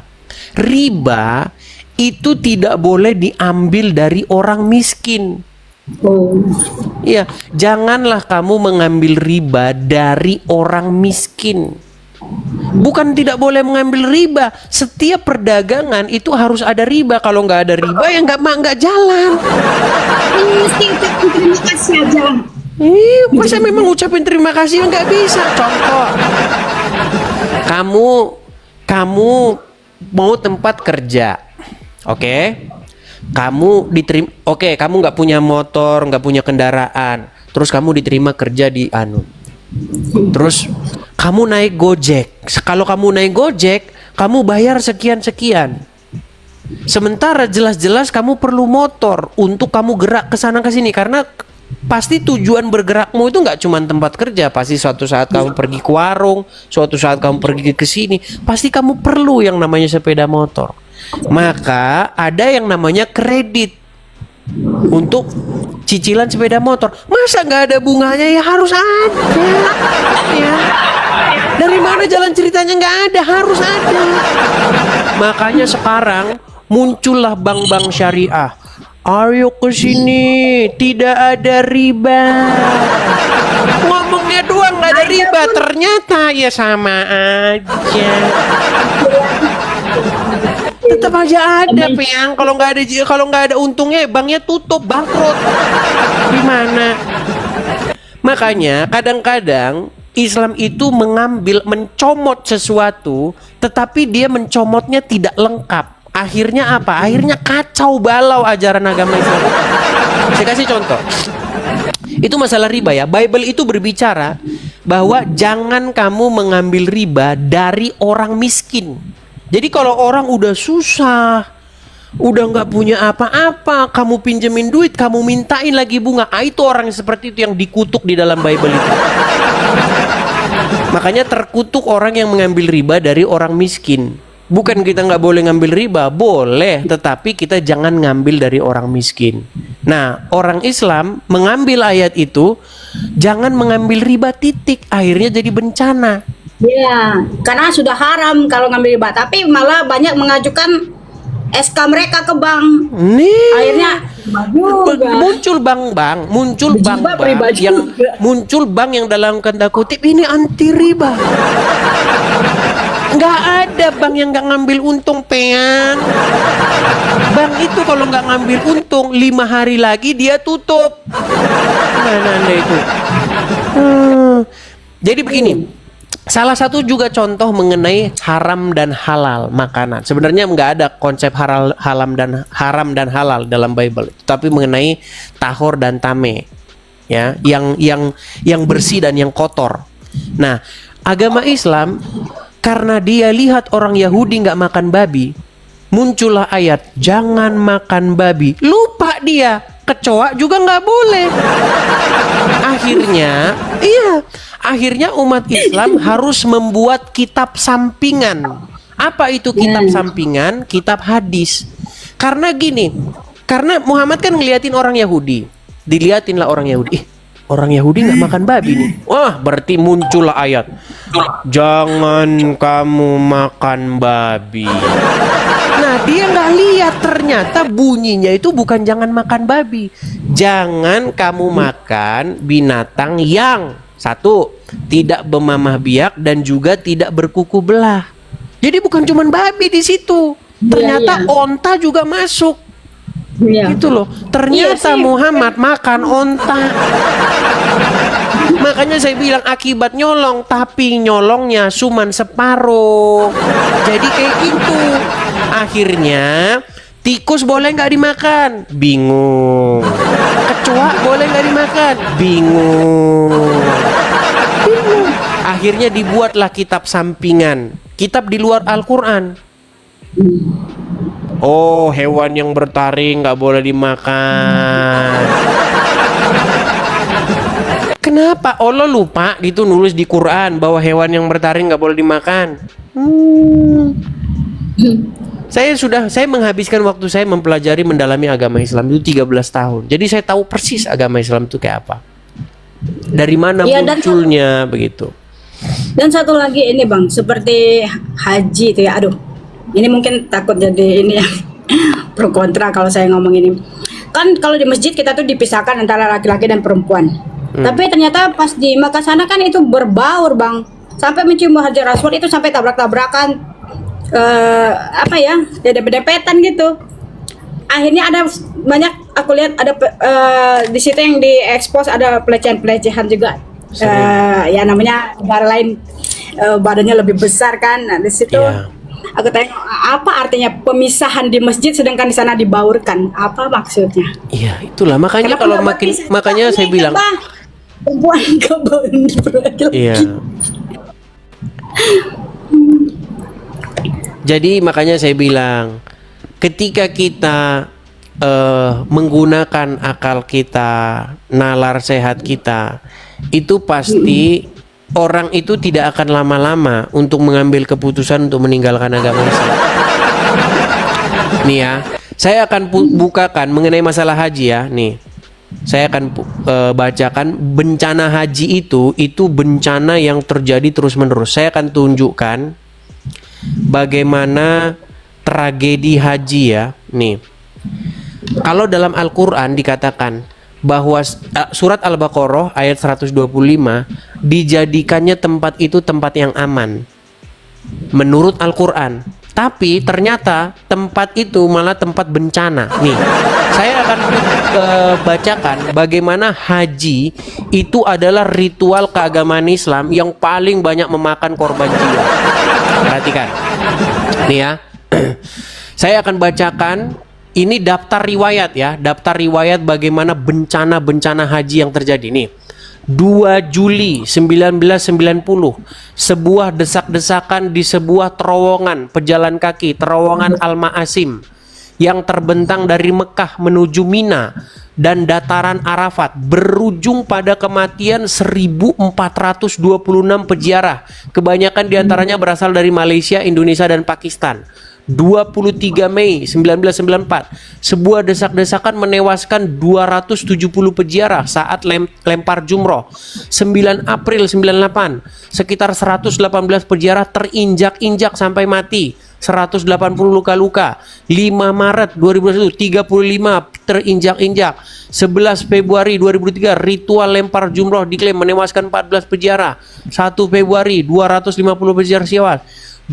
Ini terus 2006 desak-desakan nih. Terus ini makan korban jiwa terus ini ritual haji nih. 24 September 2015 2236 peziarah tewas pada sebuah desak-desakan. Nih, ini kebakaran nih. Ya. Nih, 340 tewas. Belum lagi yang keren, yang kemarin tahu yang keren jatuh? Nih. Tahu. Nih, kekerasan, protes dan kekerasan nih, pengepungan Makkah nih. Oleh apa nih? Nih lihat nih, ada semua nih. 942 karavan haji nih kembali nih. Nah, terus banyak sekali nih kejadian haji itu. Mereka bangga tapi Bang, karena mereka menganggap itu syahid. Iya. Padahal di dalam ayat Al-Qur'an dikatakan bahwa nih, saya tunjukkan ayatnya, bahwa Masjidil Haram itu tempat yang aman menurut Allah nih, saya bacakan Al-Baqarah ayat 125. Ya. Makanya sebenarnya kita akan berhenti percaya Quran kalau kita menggunakan nalar kita. Perhatikan.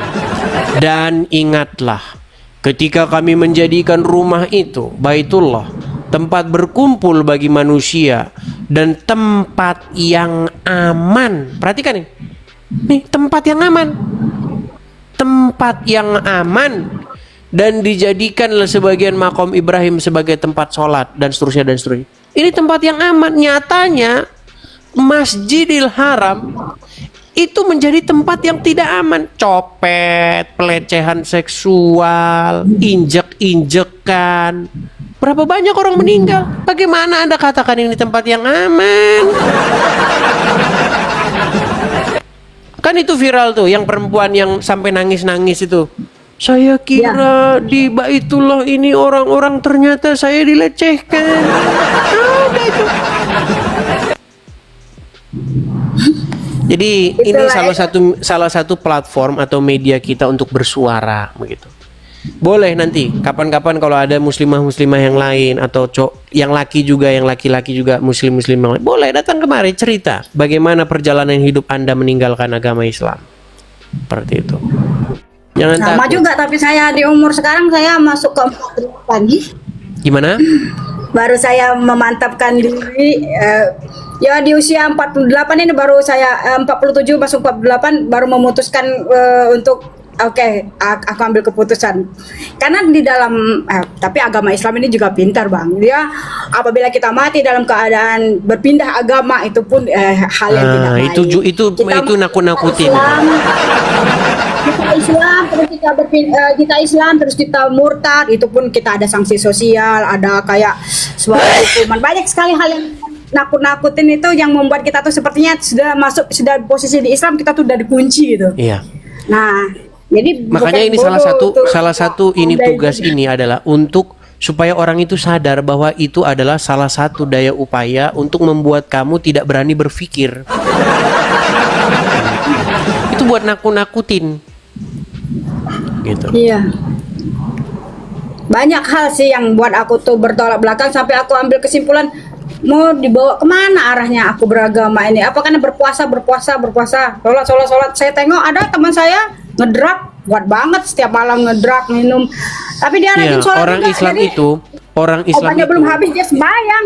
Iya, memang itu. Makanya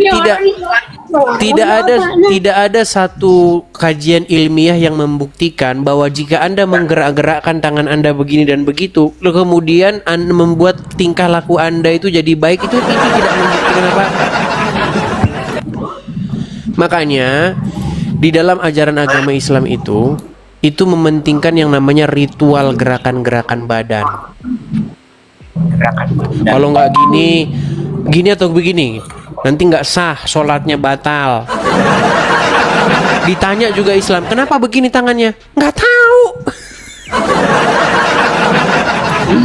Coba tanya orang Islam, kenapa tangannya begini? Pasti nanti dijawab, oh itu karena tauhid, ngarang bebas. Kenapa tangannya begini? Oh, itu artinya melemparkan beban ke belakang, ngarang bebas. Ngarang bebas semuanya. Gitu loh. Ya saya lihat memang teorinya bagus-bagus, tapi prakteknya banyak yang tidak mampu sih karena sebatas dia omong ada aja ajaran itu aku tengok. Coba ya, Kak Brida. Ada teman-temanku sendiri juga. Kak Brida, bayangin Enggak bisa juga mengikuti seperti ajaran-ajaran Iya, nggak yang bisa. tidak boleh Saya gini, kasih tidak boleh contoh dilakukan. misalnya. Dia kayaknya delay teman-teman. Saya kasih contoh misalnya begini. Ketika ada 2 orang Islam, satu kaya, satu bukan orang kaya. Nah, yang bukan orang kaya ini, taruhlah misalnya dia seorang kuli bangunan kah, atau tukang becak kah, atau penjual apa namanya mie ayam lah misalnya. Bayangin dia baru buka, taruhlah jam 3 sore.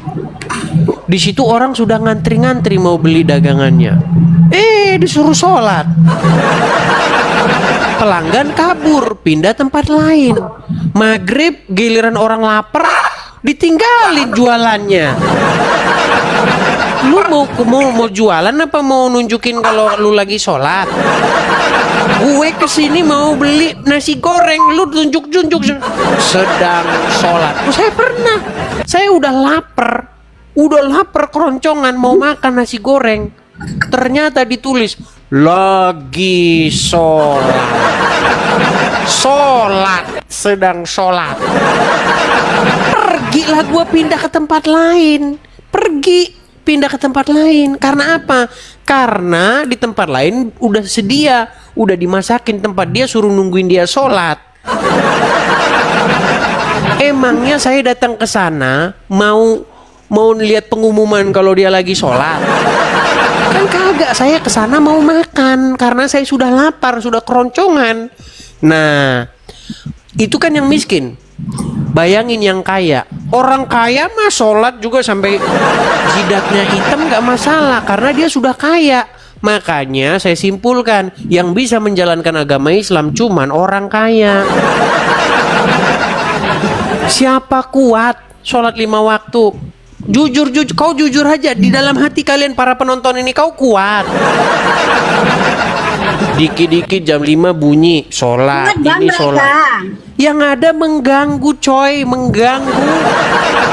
Kuat bang, tapi cuma 7 waktu aja mau semuanya gitu, jadi kayak ada videonya. Sholat gesit kan, sholat gesit ada. Sholat gesit 30 detik, selesai. Tapi itu sebenarnya bertentangan dengan omongan Muhammad sendiri. Ada salah satu hadis. Hadisnya itu berbunyi begini, bayangkan ya. Tidak ada satu amalan yang dia itu tidak bisa dihapuskan bahkan dengan sholat, dengan kerja dengan sholat sekalipun. Nih amalan, nih saya tunjukkan ya.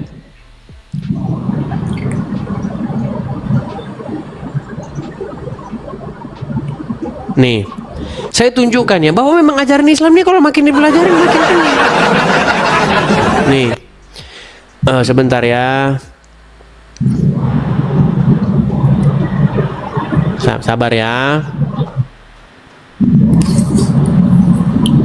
Saya tunjukkan bagaimana ada amalan yang dia itu hanya bisa dihapus oleh kerja keras. Makanya malah makin pusing sekali ya. Nih perhatikan. Saya kasih tunjuk ini. Sholat pun tidak bisa mengalahkannya. Perhatikan. Dia lebih hebat daripada sholat. Saya tunjukkan.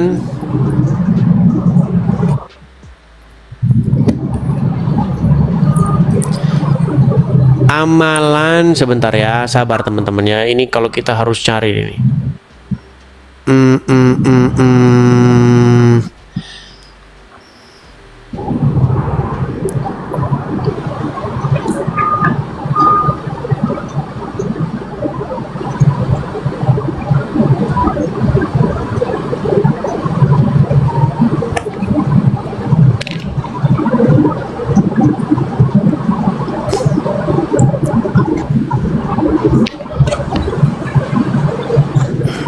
Sabar ya.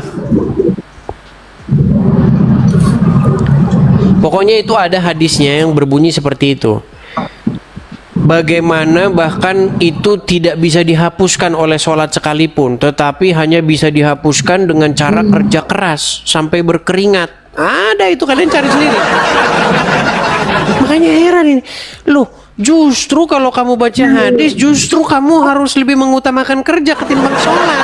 Tapi di hadis lain mengatakan, barang siapa yang tidak meninggalkan pekerjaannya karena sholat malah masuk neraka. Jadi makin dipelajari, makin pening kepala saya. Ada hadisnya. Saya belum bisa nunjukkan hadisnya. Iya. Karena kata kuncinya saya. Abang, Gimana? kalau di agama Kristen itu ada nggak yang misalnya bacaan ini sampai 7.000 kali kamu akan mendapatkan surga Nggak ini. ada. Nggak Kalau ada. kamu baca ini akan dapat rezeki tiba-tiba. Itu aku Nggak pernah ada. ikutin bang, sampai capek sendiri saya sampai berapa lama, berbulan-bulan saya bang. Nggak ada tuh, ujung-ujungnya saya bilang ya kalau mau duitnya kerja keras lah, nggak ada baca ini duduk-duduk habis Iya. waktu aku baca ini. Jadi dalam Bible Kali. itu jelas, carilah maka kamu akan mendapatkan, ketuklah maka pintu akan dibukakan, gitu. Baca alhamdulillah sampai sekian ribu kali. Nanti habis waktu di situ aku nggak kerja jadinya dong.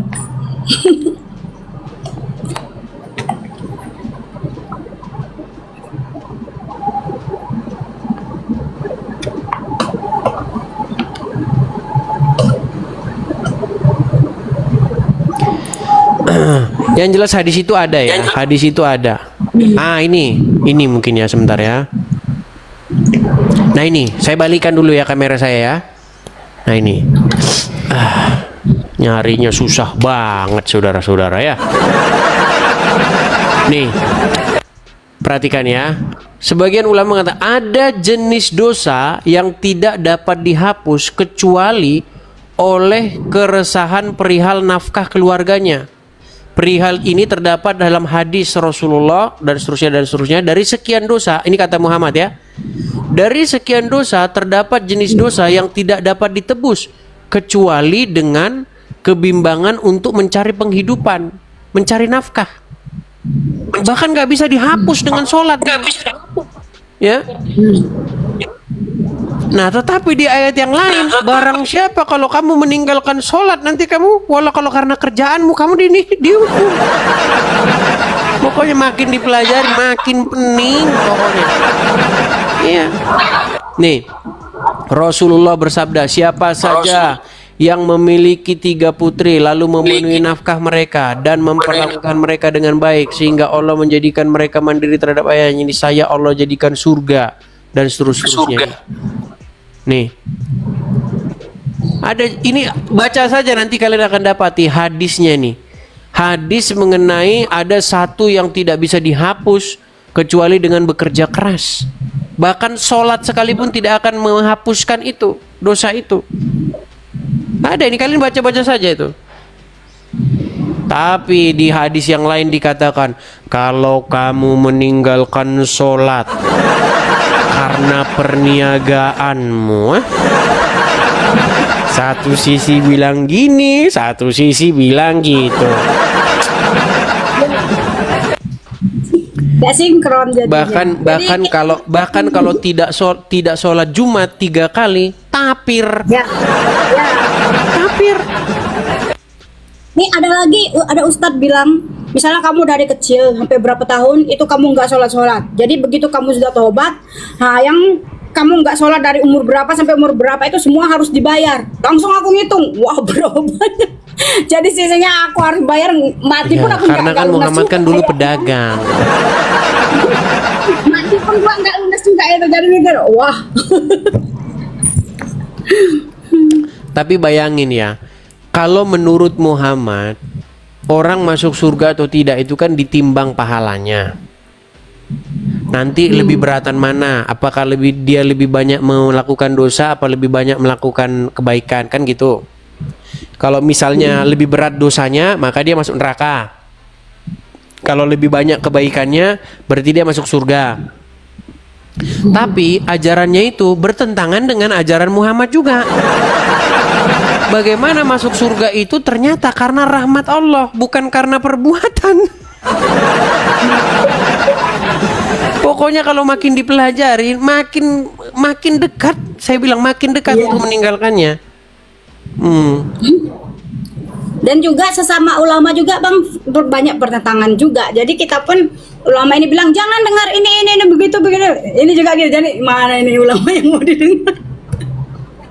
Nih, saya bacakan hadisnya ya. Kalau umat muslim ini tapi memang itu ajaran Muhammad juga itu. Ditimbang nanti lebih berat pahala mana gitu. Tapi ajaran Muhammad bertentangan dengan ajaran Muhammad. Bayangkan, ajaran Muhammad bertentangan dengan ajaran Muhammad. Nih, saya tunjukkan ya. Lihat nih. Apa dikatakan di sini?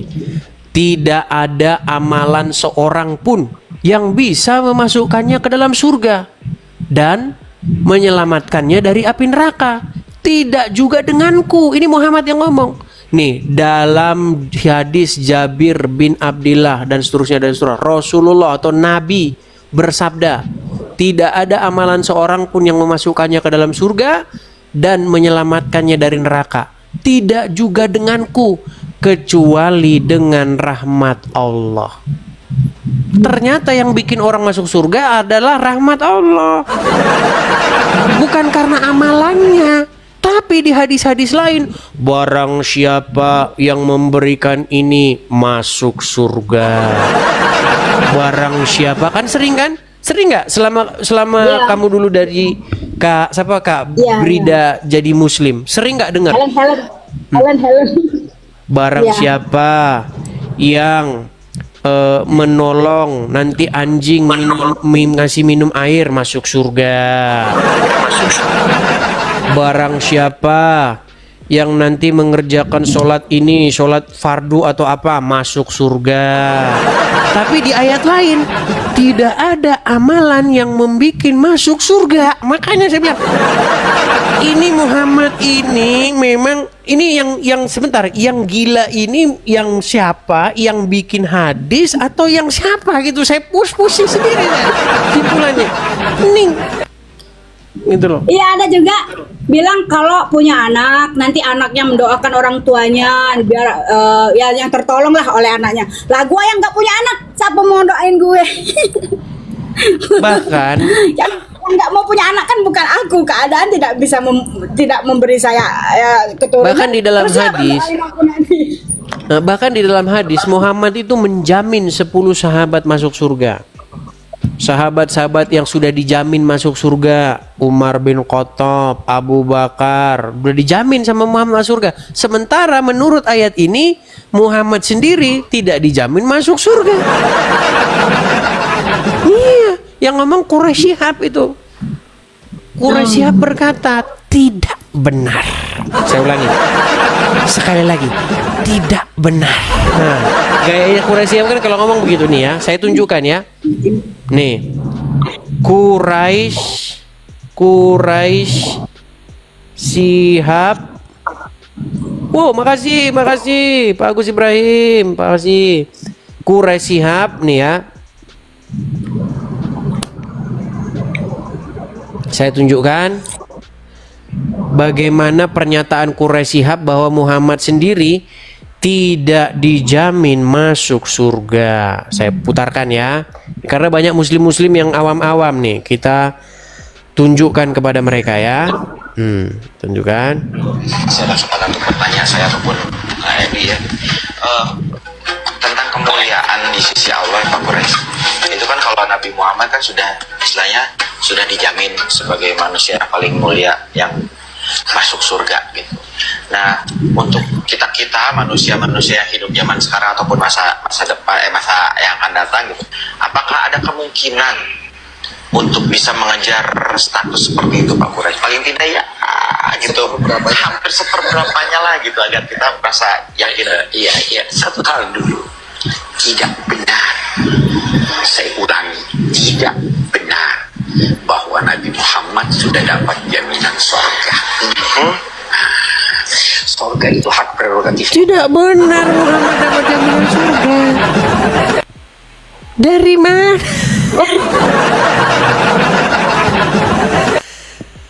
Karena Muhammad sendiri mengatakan dalam hadis tidak ada amalan yang memasukkan seseorang ke dalam surga.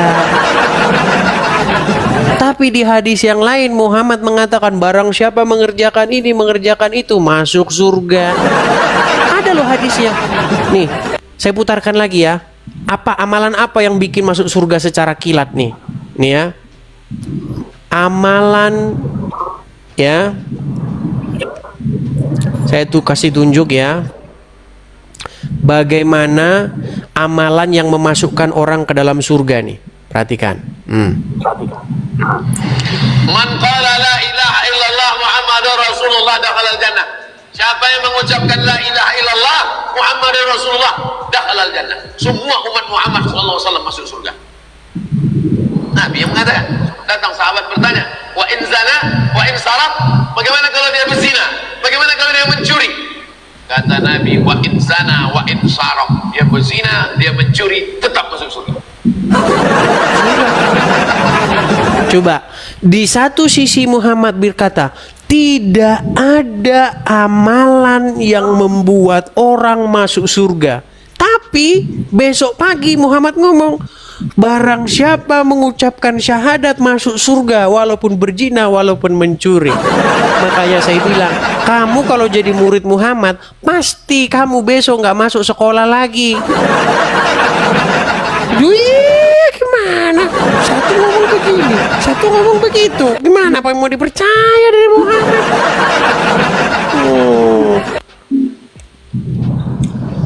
Oke lah, begitu dulu ya, Kak Ya. Brida, karena sudah jam 2, sudah tepat jam 2. Orang-orang udah pada capek nih, mungkin sudah prepare mau pulang. Begitu ya? Oke. Oke, thank you. Sama-sama Kak Brida. Saya turunkan ya. Ya, itulah teman-teman ya. Jadi teman-teman jangan lupa follow terus akun ini dan bagikan ya. Kalau ada yang inbox saya, Bang, saya punya adik, Bang, saya punya ini, mereka ini, suruh nonton acara ini kalau mereka mau mualaf. Nonton Edis TV. Bila perlu nobar. Nah, kalau orang Islam ngomong gara-gara Edis TV banyak mualaf, bilang sama mereka kalau begitu puterin video Edis TV di masjid biar makin banyak orang mualaf. Ya. Oke teman-teman, sehubungan sudah jam 2, mungkin kita rehat dulu. Mudah-mudahan nanti malam kita siaran kembali ya. Jangan lupa untuk pantengin terus, follow akun asli saya ya. Dan di akhir acara teman-teman, sekali lagi teman-teman ya, kita ada program untuk mendirikan rumah apologet di sini. Kepada teman-teman yang tergerak hatinya ingin membantu saya Edis TV untuk mendirikan rumah apologet di sini, teman-teman bisa mensupport saya di sini. Ini saya tempelkan di profil saya. Kalau teman-teman mampir ke profil saya, nanti ada tulisan kolektor dan ada sebuah link di situ, link YouTube. Kalau Anda klik link YouTube itu, maka Anda akan melihat beranda YouTube saya dan Anda akan mendapati nomor ini. Hati-hati dengan penipuan. Kalau tidak muncul nama Edis, berarti saya pastikan itu adalah penipuan. Ya, silakan teman-teman tangkap layarnya. Banyak akun-akun palsu ya. Hati-hati nih, hati-hati akun tiruan ya. Jadi teman-teman, silakan teman, saya balik dulu saja badan saya ya, biar enggak ini. Ya, teman-teman silakan tangkap layar. Bagi teman-teman yang nonton di YouTube juga, silakan teman-teman screenshot. Ada tulisan yang berjalan itu teman-teman. Mohon maaf ini saya agak sedikit pilek. Ya, gimana nggak pilek, teman-teman, yang kita hadapi banyak yang ya. Jadi teman-teman silahkan tangkap layarnya. Bagi teman-teman yang ingin mensupport Edis TV, di YouTube juga ada tulisan berjalan tuh teman-teman ya. Ada juga apa namanya Zelle juga bagi teman-teman yang di US. Oke, saya rasa itu saja teman-teman ya. Kita rehat dulu. Kita akan lanjutkan lagi mudah-mudahan nanti malam atau besok lagi kembali. Pokoknya pantengin terus Edis TV yang asli supaya teman-teman tidak ketinggalan di acara live streaming kita setiap hari. setiap hari. Mudah-mudahan saja teman-teman. Tuhan Yesus kiranya memberkati kita semua. Sampai jumpa. Selamat siang, selamat beraktivitas, selamat beraktivitas.